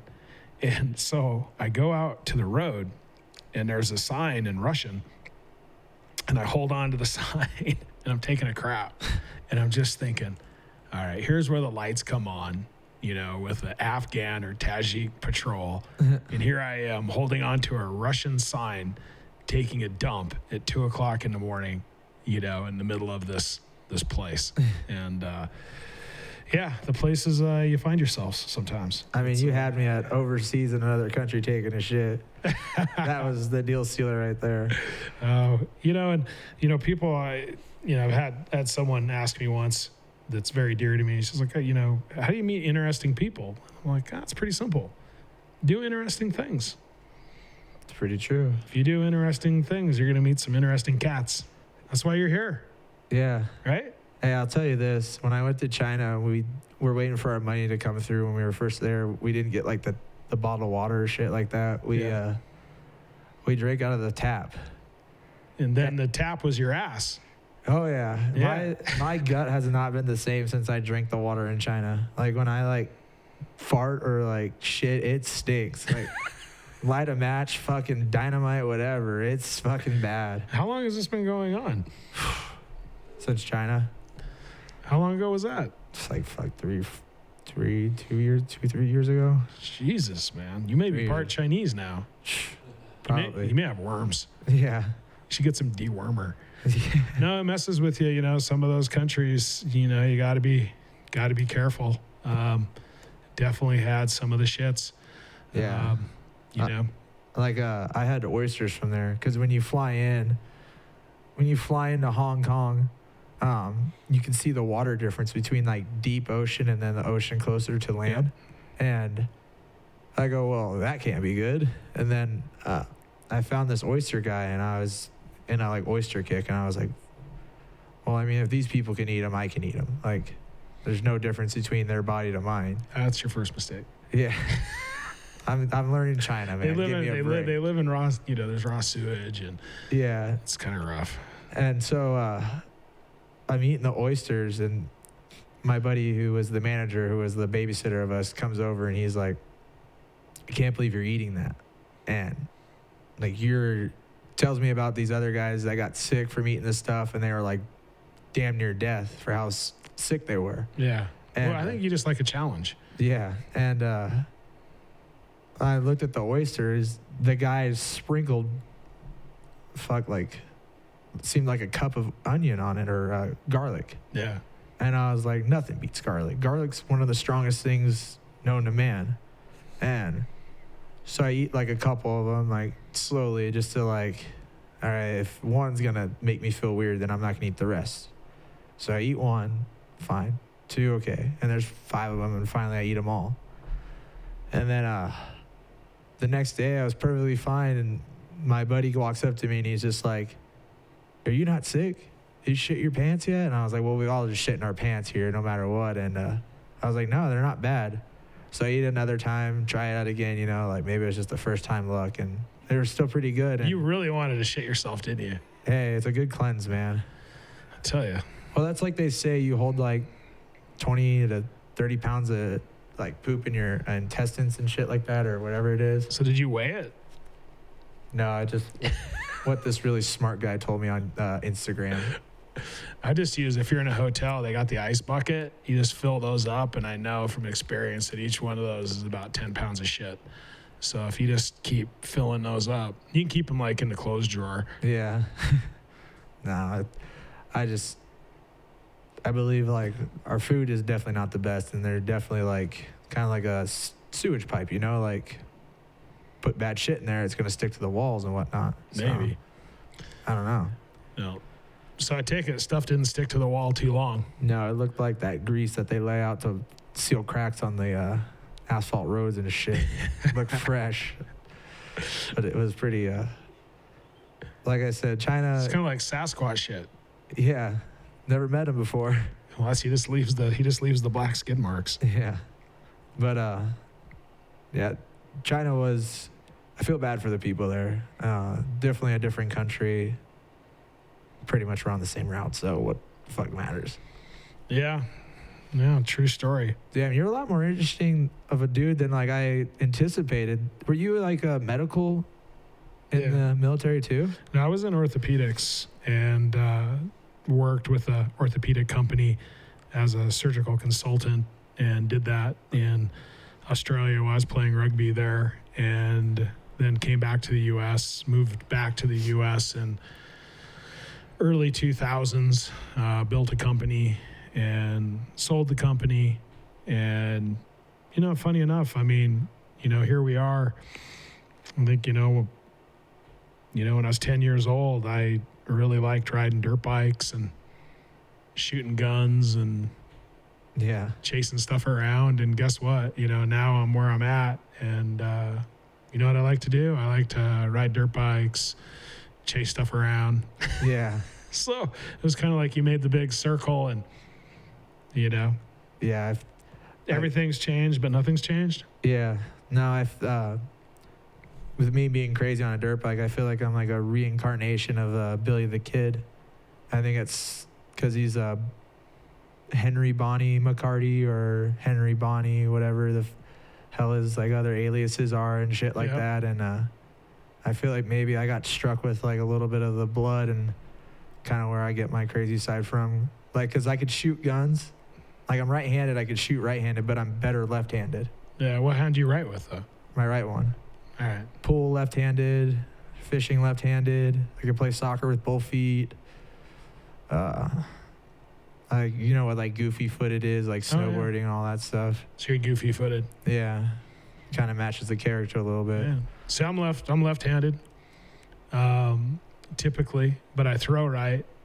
Same. Pull right, like to bat right. I could bat. I snowboard regular foot. Huh. And I shoot like a bow, normal with my right, and pick up a gun either hand, doesn't matter. Yeah, same. Equal. So I'd be good for a 2-rig setup, which is pretty good. You know, which may be convenient here. You know, the route we're going. Yeah. Who knows? But I don't know. I mean, maybe you start like a YouTube special, try and kill Brian McCarty.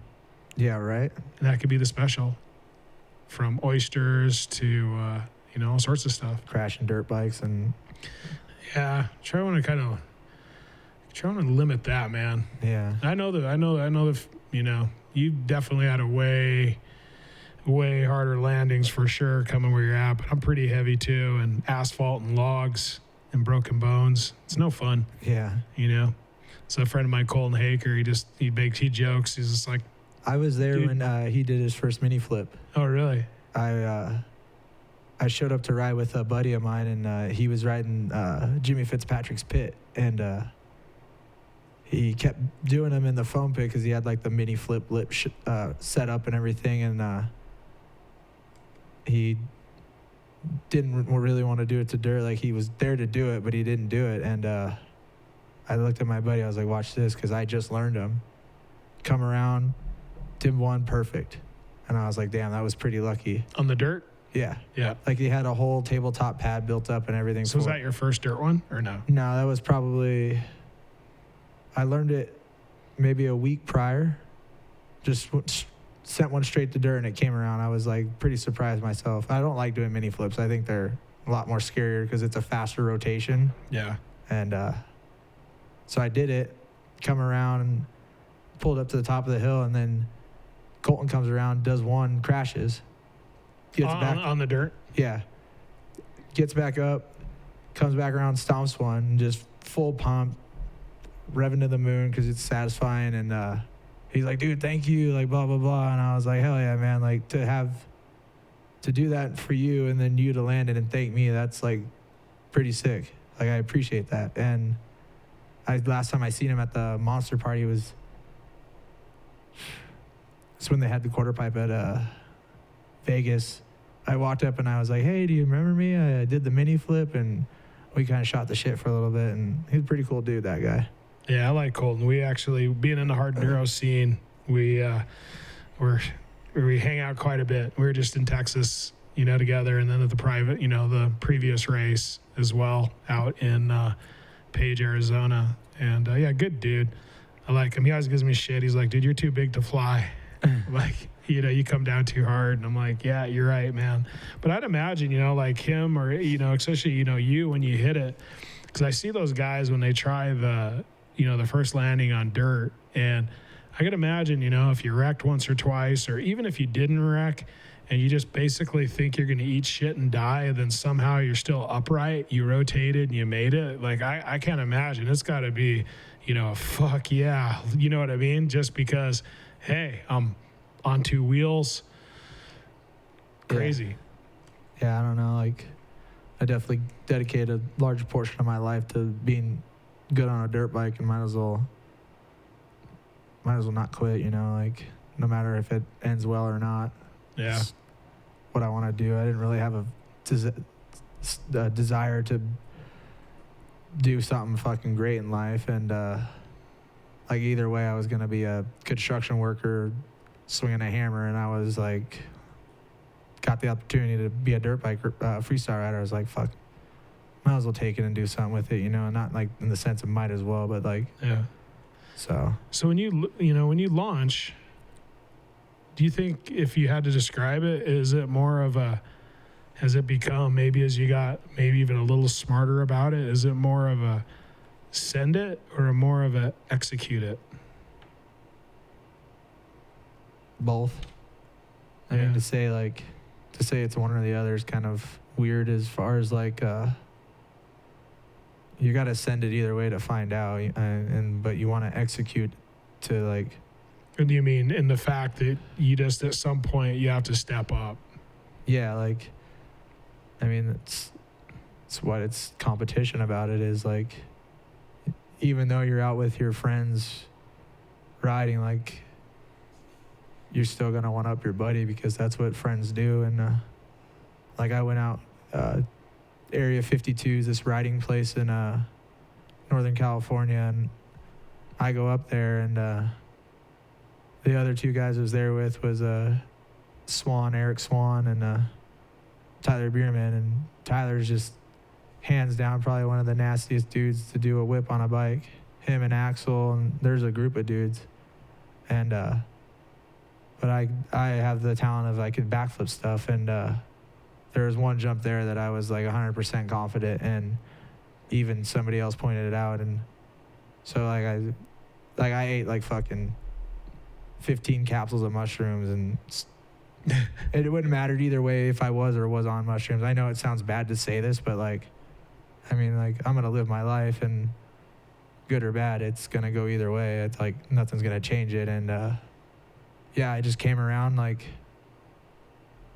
put my head in the mode as far as, like, you're good at this, do the right thing, and then see what happens. And I was being patient about it because, like, usually I get all antsy as fuck and I want to just get it over with, because it's like when you know you can do it, and there's being smart about it and then being stupid.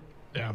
And I was being more smart about it because I was the first one to get geared up and go riding, and I was waiting for everybody else because I didn't want to be like the only guy sessioning this jump, and wanted everybody else to like get in the hype of having fun, you know, like either way, if you did or didn't like somebody and you see them accomplish something, you're still pumped for that person. It's like they say, people who sit down and don't like applaud for you are probably the worst people to be associated with. Like, even if I like didn't like somebody, I'd still stand up and be like, hey, like, good job, dude, that was sick. Yeah. Like, Respect. yeah. I mean, what do you think the deal was with the mushrooms? Do you think that calmed you down a bit, or No. Does it take you the other way? Mushrooms, like, it's like a mindset thing as far as like you kind of just you control your mind, you know, like you have the power to like, I mean, it's your mind, your body. Mushrooms obviously could take you to another level, but you mean like relaxing? Does it relax your mind to your body connection? Because like I think about even the smaller stuff, when people fail, it's usually because they're so sketched out and so tight and scared to, I mean, they can't even get themselves to try it, you know? And if they do, a lot of times they're just locked up, you know? And, yeah, you know, there's a saying in trials, they say, if you're going to fail early. Like if you don't feel like it's right, it's not to decide it's not right after you're 6 feet up a rock wall. yeah, And then you knew it wasn't right. You weren't balanced to begin with. And now you get a fall 7 feet with a bike coming back at you. It's like, well, maybe, you know, if you weren't set, you weren't connected, you know, when do you cut it? I don't know. You know, there's like a routine I do where like if I'm going to flip something, I usually try to stick with the routine. But sometimes I won't. Sometimes it's just, like I said, where my confidence is like that high with it, I'll just go straight to flipping it. Yeah. But I'll do like a kiss of death, is where like you do like a handstand on the bike and you are perfectly vertical. And vertical or parallel? Well, or perpendicular with the earth. Yeah. So. I don't know. Some people throw them differently. Like I try to be like as looped out as I can as far as Yeah. up and down. And if I could do that over it, then I could flip it. Yeah. And sometimes I've done that trick and it still hasn't felt right to where I could flip that jump if it's a different jump or something. But yeah, so I did a KOD over it, and it felt good, like to where it was easy. And I was like, time from here to here is good. Yeah. And so I like waited, and finally, when I was about to drop in to go do it, the flip, the guy that owned the ranch, Dana, comes over and he goes, hey, can you sign the waiver real quick? Just, you know, like you go to anybody's riding spot and they don't want you to get hurt or just sue them. Like, I would never do that to somebody because that just, Yeah. but, so I was like, fuck, man, you don't even know what I was just about ready to do. And you come over and tell me to go sign the waiver. Like, I don't know if it's a good sign or a bad sign, but went over, signed the waiver, hit the jump a couple more times. And then finally I was just like, well, it's either going to happen now or later. Better to get it over with, you know, and arced it around and did probably like 5 or 6 that trip on that same jump. And a couple of the other ones, they're a little different as far as like the way the lips were to like flip them. But like eventually at some time, and I even talked to Dana, I was like, I'd like to make these a little bit poppier and come out here and flip all these big jumps, you know, like what I'm good at, and like help me out as far as like my riding and my sponsorship and all that to show like, Yeah. because people just think like I just sit at home and then just show up to a show and don't ride, and like I'm like, fuck, do you guys just think I'm lazy or something? Like I try to ride. Doesn't sound like it, man. Like I said, last weekend, you know, you were with the boys, did a road trip, Tri-Cities, racing, you know, or, you know, doing some motocross action, and, Yeah. you know, one of my other guys reports, I think we got spies on you now with these guys here. Like, no, man, I saw him, man. He was in the gym getting after it, like 6:30 in the morning. Yeah, I could tell. And I'm like, all right, man. Because I know what I was doing at 6:30, man. I was on an attack bike dropping sweat, man. And then, after a 200-degree sauna. Yeah. So I don't really. A little bit more hardcore. I don't leave it on the table, man. It's, I don't like to. I'd rather, put in the work, even if it's overwork, and fail than not put work in at all and fail, Yeah. I don't like feeling like I'm surviving. I don't like that feeling. I don't like being in a situation if you're tired and you feel, and I just don't put myself in that position, that you're there and you're simply surviving anything. I like to, there's a feeling that you can get, or I found that, if you work hard enough and you do it right, that I always like to be able to have that gas pedal. I always got a little more. When other people are suffering, it's like, no, I'm not done yet. Not only am I not done yet, if I needed to bring it up a notch, I still got a notch too. That was my first time to X Games where I got my bronze medal, and all the guys were there. They were the whole week prior, even a little probably before that, practicing, and I'm trying to hustle money to go get there, and I'm driving from I started out in SoCal to North Redding area, then straight across to Gunnison, Utah, and then from Gunnison, Utah, straight back to California to grab my stuff, drive to Arizona, drop stuff off, get new laundry gear, and then pick up my buddy in Denver and drive straight to Minnesota for the X Games. And oof, it's a big trip, man. Yeah, I had to hustle money to go ride shows to pay for that trip. I didn't just get a free ride all the way there. Not to say free ride, those guys earn their sponsors and shit, but I don't have any paying sponsors, and pretty much I get there at X Games, I'm enjoying it, my first one. My favorite band's there playing. I didn't get to see them because I went to jail. The night or two before my event, I got a DUI, and what pissed me off so bad is so granted, I made a U-turn on a red light. Back in Phoenix, you can do that as long as you don't go outside the second crosswalk line and enter the four-way. Yeah. And I did that thinking maybe rules apply here. I'm just a dumb tourist. So I flipped a U on the light. As soon as I turn around, me and my buddy were headed back to another friend's apartment, and I was like, yeah, we're going to go to bed, wake up, and then I probably was going to go to the gym or something. And all of a sudden I look in my rearview mirror and there's berries and cherries. Ugh. And I'm like, you got to be fucking kidding me. And I'm took a shot of Jameson whiskey, had probably Budweiser beers, and the cop walks up to me and she's like, so why'd you make a U-turn on a red light? And I was like, because back in Arizona, you could do all this, and I thought it was maybe same rules applied. She goes, no, not here. And I was like, okay, that's my fault. I get it, and this and that. And she goes, have you been drinking? And I just told her bullshit. I was like, yeah, I probably had a shot of Jameson and a beer. And she goes, you smell like you've had way more than that. You smell like the whole bar. And I'm fuck, but. Yeah. So I'm it's a bar, it smells, it's beer, booze everywhere. I might have spilled some on me. And then she's like, all right, well, step out of the car, do the whole, whatever it is, sobriety, or not sobriety, but the test and whatnot. And she's like, well, they do this thing with the flashlight in your eye. Yeah. And I mean, I'm not the smartest person in the world, but I have a brain and I use it. And she's pointing it in my eyes, trying to get me to follow the light and all that. And I was like, to be honest, ma'am, if I was to do this to you, could you do the same thing? And she's like, oh, well, we're here for you. And I'm like, yeah, but that's not fair though. Cause I don't think you could do it. And then she was just like, well, I'm going to arrest you anyways. You're getting a DUI. Blew into the thing, the fucking breathalyzer. I'm at a 16 point something or 17. I'm double the limit. And not looking good. And so I go to jail, or no. So my buddy gets out and he's like, hey, what's going on? They're like, oh, he's going to jail for a DUI. And my buddy's just like, oh, well, what about his truck? And they're like, well, have you been drinking? He goes, yeah. And then they breathalyze him and he's just right under the limit.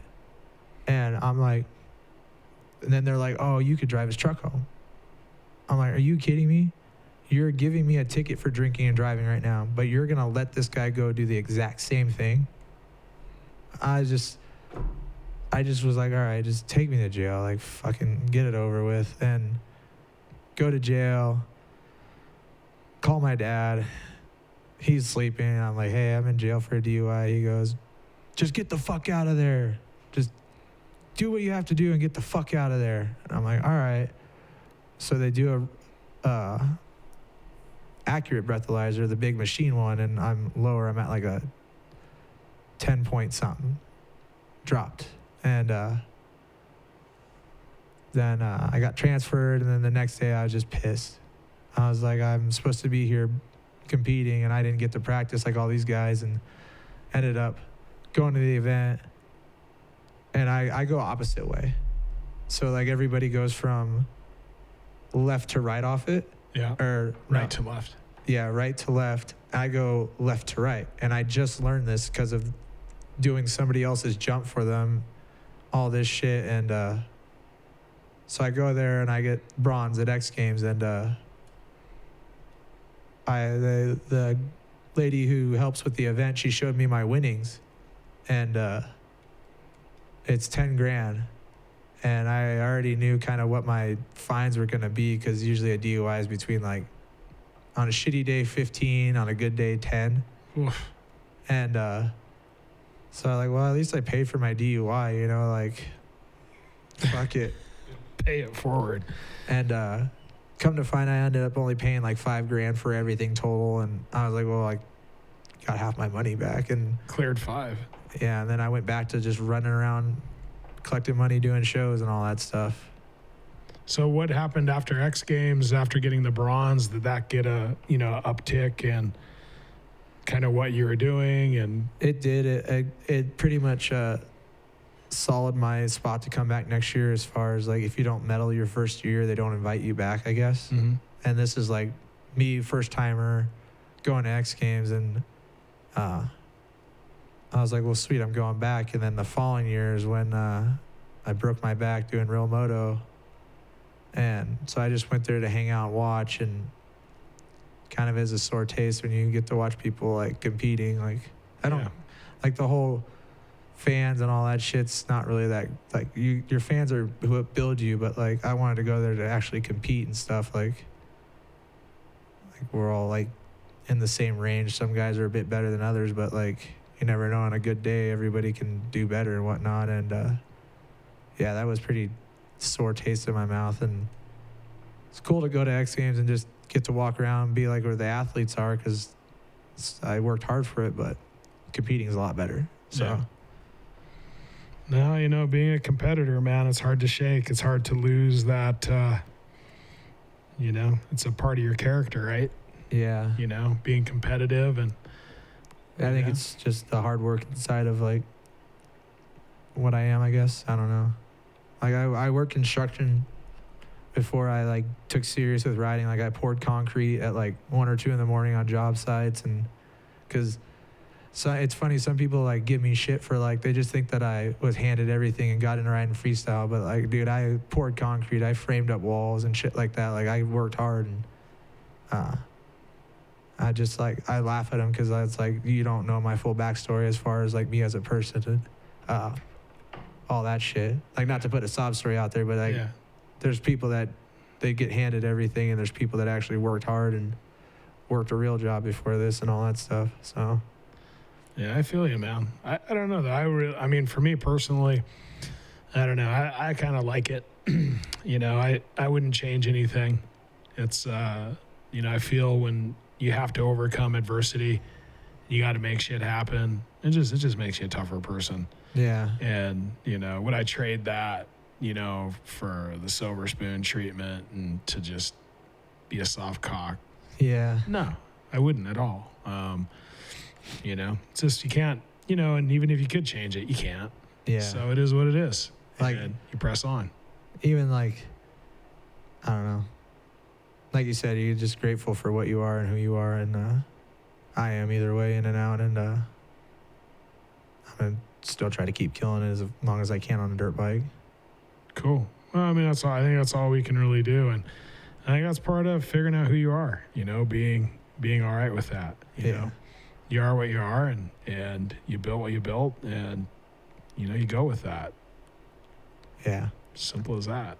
I don't know. Everybody, they always like, you live a luxurious life, riding freestyle and this and that. And it's just like, it's nice, but it's not like full sacrifice and all. Like, there's sacrifices, but like not like, they're not like, they don't really see the big picture of it. Like, I see some people that ride freestyle that work harder than I do, and I'm like, those are the fucking, like, on and off the bike as far as business and stuff. Those people are gnarly business workers and shit like that. Yeah. I don't know. Just me being a human. Yeah, but you know, if you're gonna do something, you know, if you're gonna do something different, you know, and you know, like, you know, going to spending 5 months in China and basically working outside the box, right?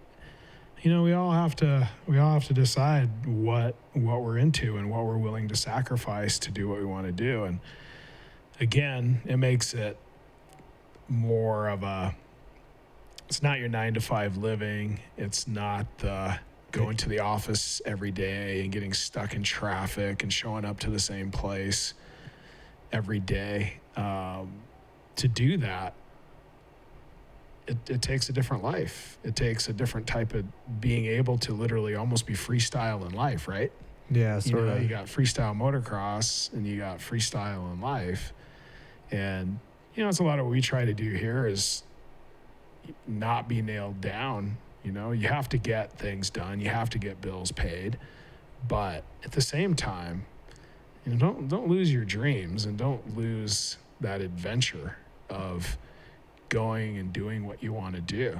Yeah. And, you know, that's definitely been, you know, a recipe, you know, for me personally is still that little kid, chase your dreams.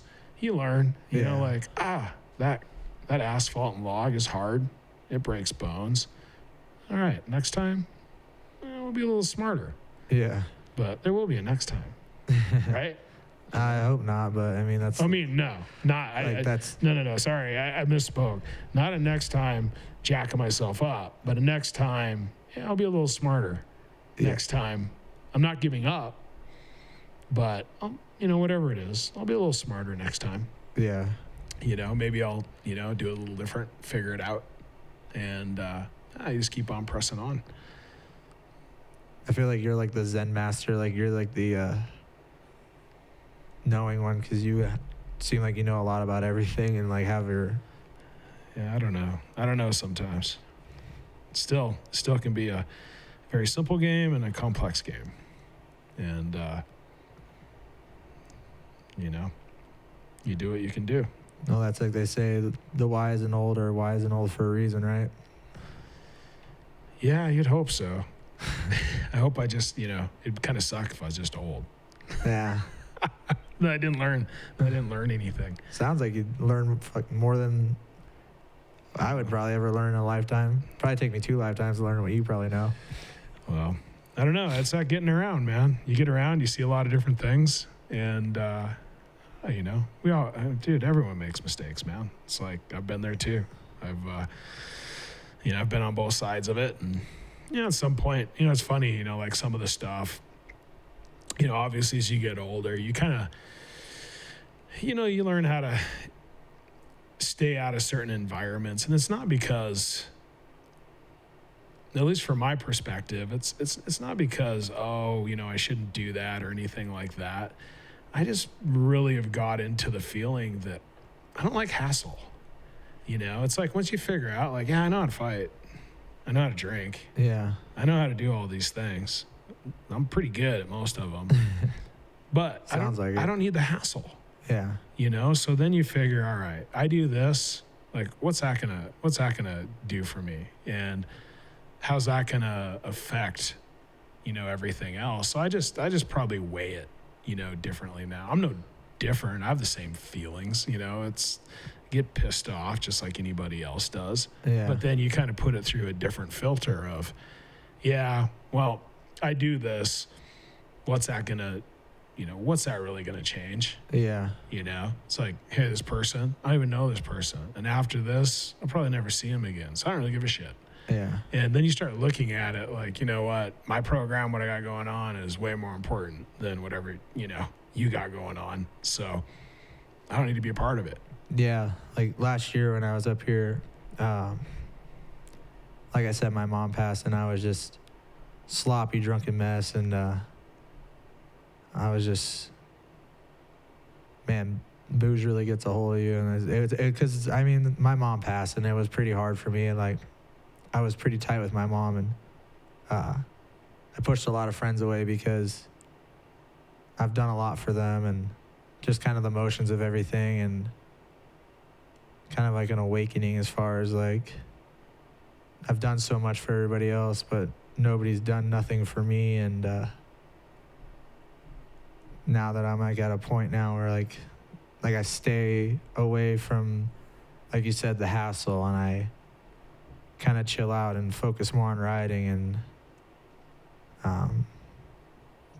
do me, you know, like. Yeah. Well, you know, and some people may say that type of attitude is narcissistic when you say, you know, hey, take care of me. But I'm a believer.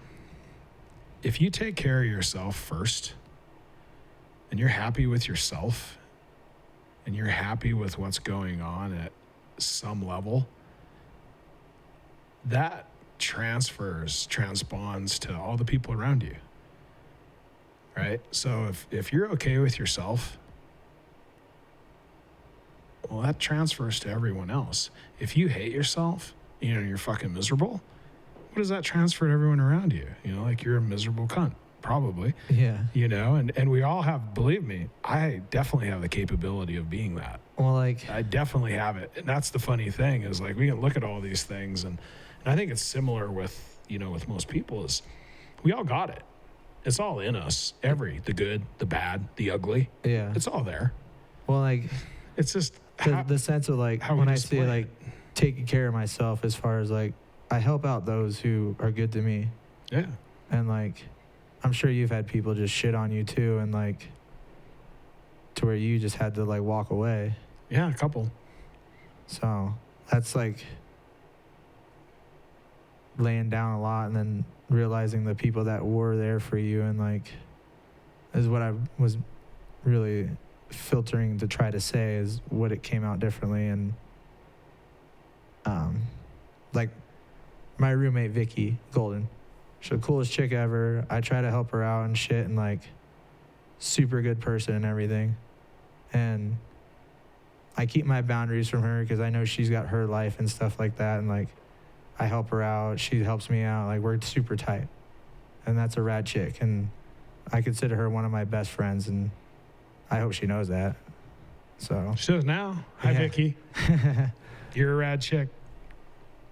but I don't know, like I used to be just super hard opening with people, as far as like it's like Jerry Springer.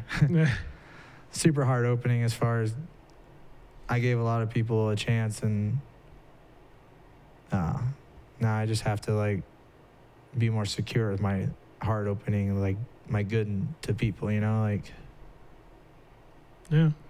I don't know. No, I get it. You know, I mean, I don't know, man. It's crazy. You develop these philosophies that, again, let's go to the theory of conservation, and energy is never gained or lost. It just transfers. And one of the things that I've been working with lately that I've come up with is that, you know, say that person who is, you know, your best friend or the most loyal person you can imagine, you know, to be that type of person takes a lot of energy, right? Yeah. Like if you're going to be the diehard person, like always there Well, and not always necessarily takes a lot of energy, like well, no, it does, because it takes a certain to have that firepower to be above and beyond that person. My point is, with the theory of conservation and no energy is gained or lost, that same person who has that potential to be the greatest ally and the greatest friend has equally the same amount of power to be your worst enemy. Yeah. Because it burns hot both ways. You can't have it typically both ways. It's like friendships burn both ways. It can burn to being the greatest supporter to being the greatest hater. Yeah. And that's like, we all have to deal with that. Yeah, but when you say it takes energy, I feel like if it's something natural, as far as you said something like you believe in something as far as like a power, and not to change your outlook, because end of the day, we're going to do this and you're still going to feel the same way about life. Maybe. I'm always changing, man. Yeah. I'm always listening.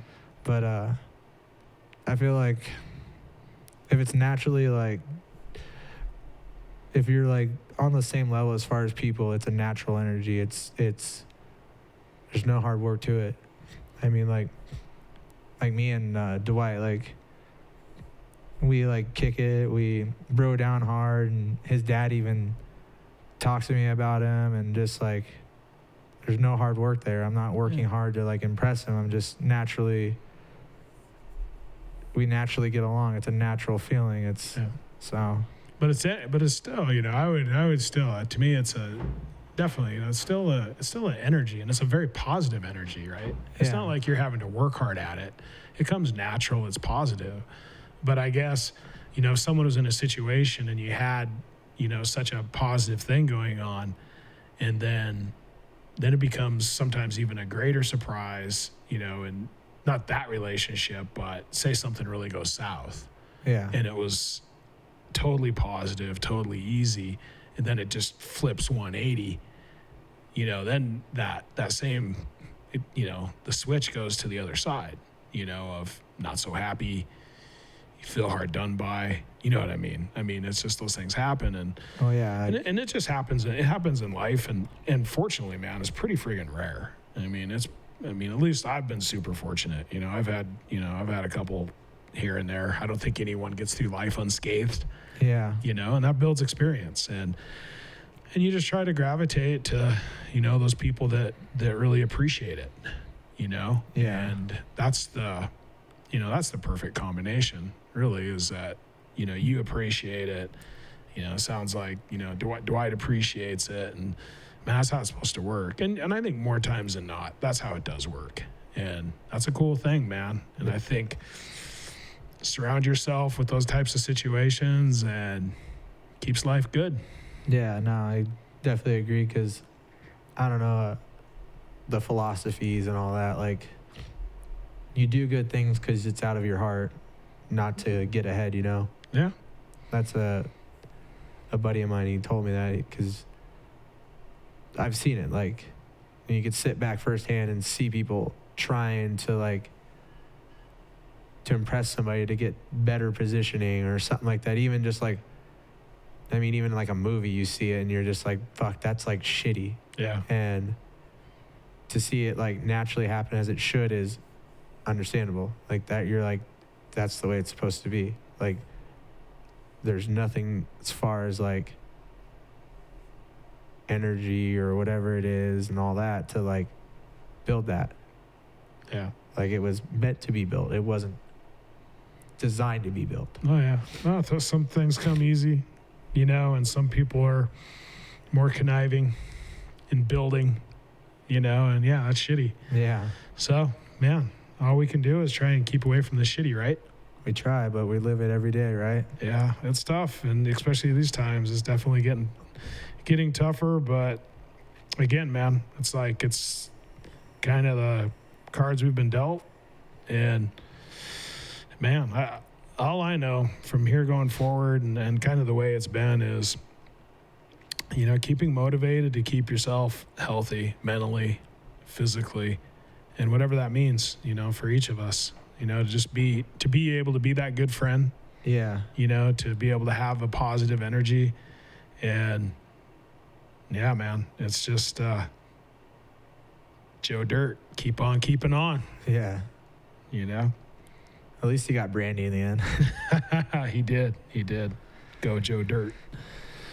But, well, cool, man. Well, how about we wrap it up? yeah, sorry to drag it out. No, you're just a super cool dude to talk to. No, we were cool kind to pick your brain a little bit. No worries, man. It's good to be here.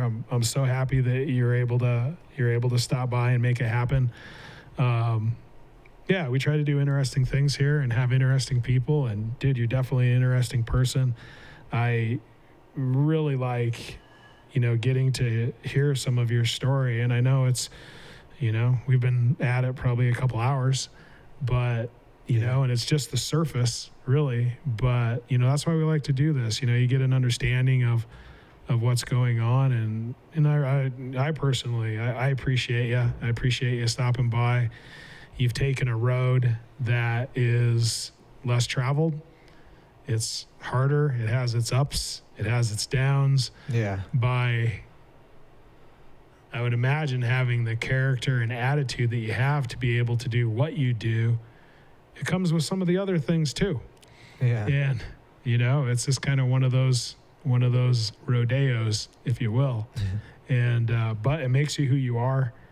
And man, my only thing for you is, man, I hope you can keep, doing what you're doing and stay as healthy as you can. Yeah. Stay out of the hoosegow if possible. But it can sneak up. It can sneak up. But no, man, it's I'm glad you're out there, and hopefully this shit squares up and we all get back to doing, what we're doing. Yeah. So thank you. No, thank you, man. I appreciate it. I mean, like I said, talking with you is pretty chill, because you're, like you say, you're intelligent, but you're not the smartest person in the world. I didn't say that. I didn't say I was intelligent. You said something pretty similar. Fine lines of everything. Yeah, there's fine lines. But, yeah, no, definitely cool to hang out and talk with you. And definitely thank Matt Dewar for getting me up here and the whole... Thanks, Matt. He's in the green room. Yeah. But it's all the same room, so. You just got to take the cover down and all that. Yeah. No, we leave them up. Yeah? Yeah, they don't come down. Sick. Yeah, no, we keep it like this. But, well, cool. Well, thanks, everybody. Thanks for tuning in. We'll catch you next time. And, yeah, we got more cool stuff to come. So, everyone, be cool. Peace. Peace out.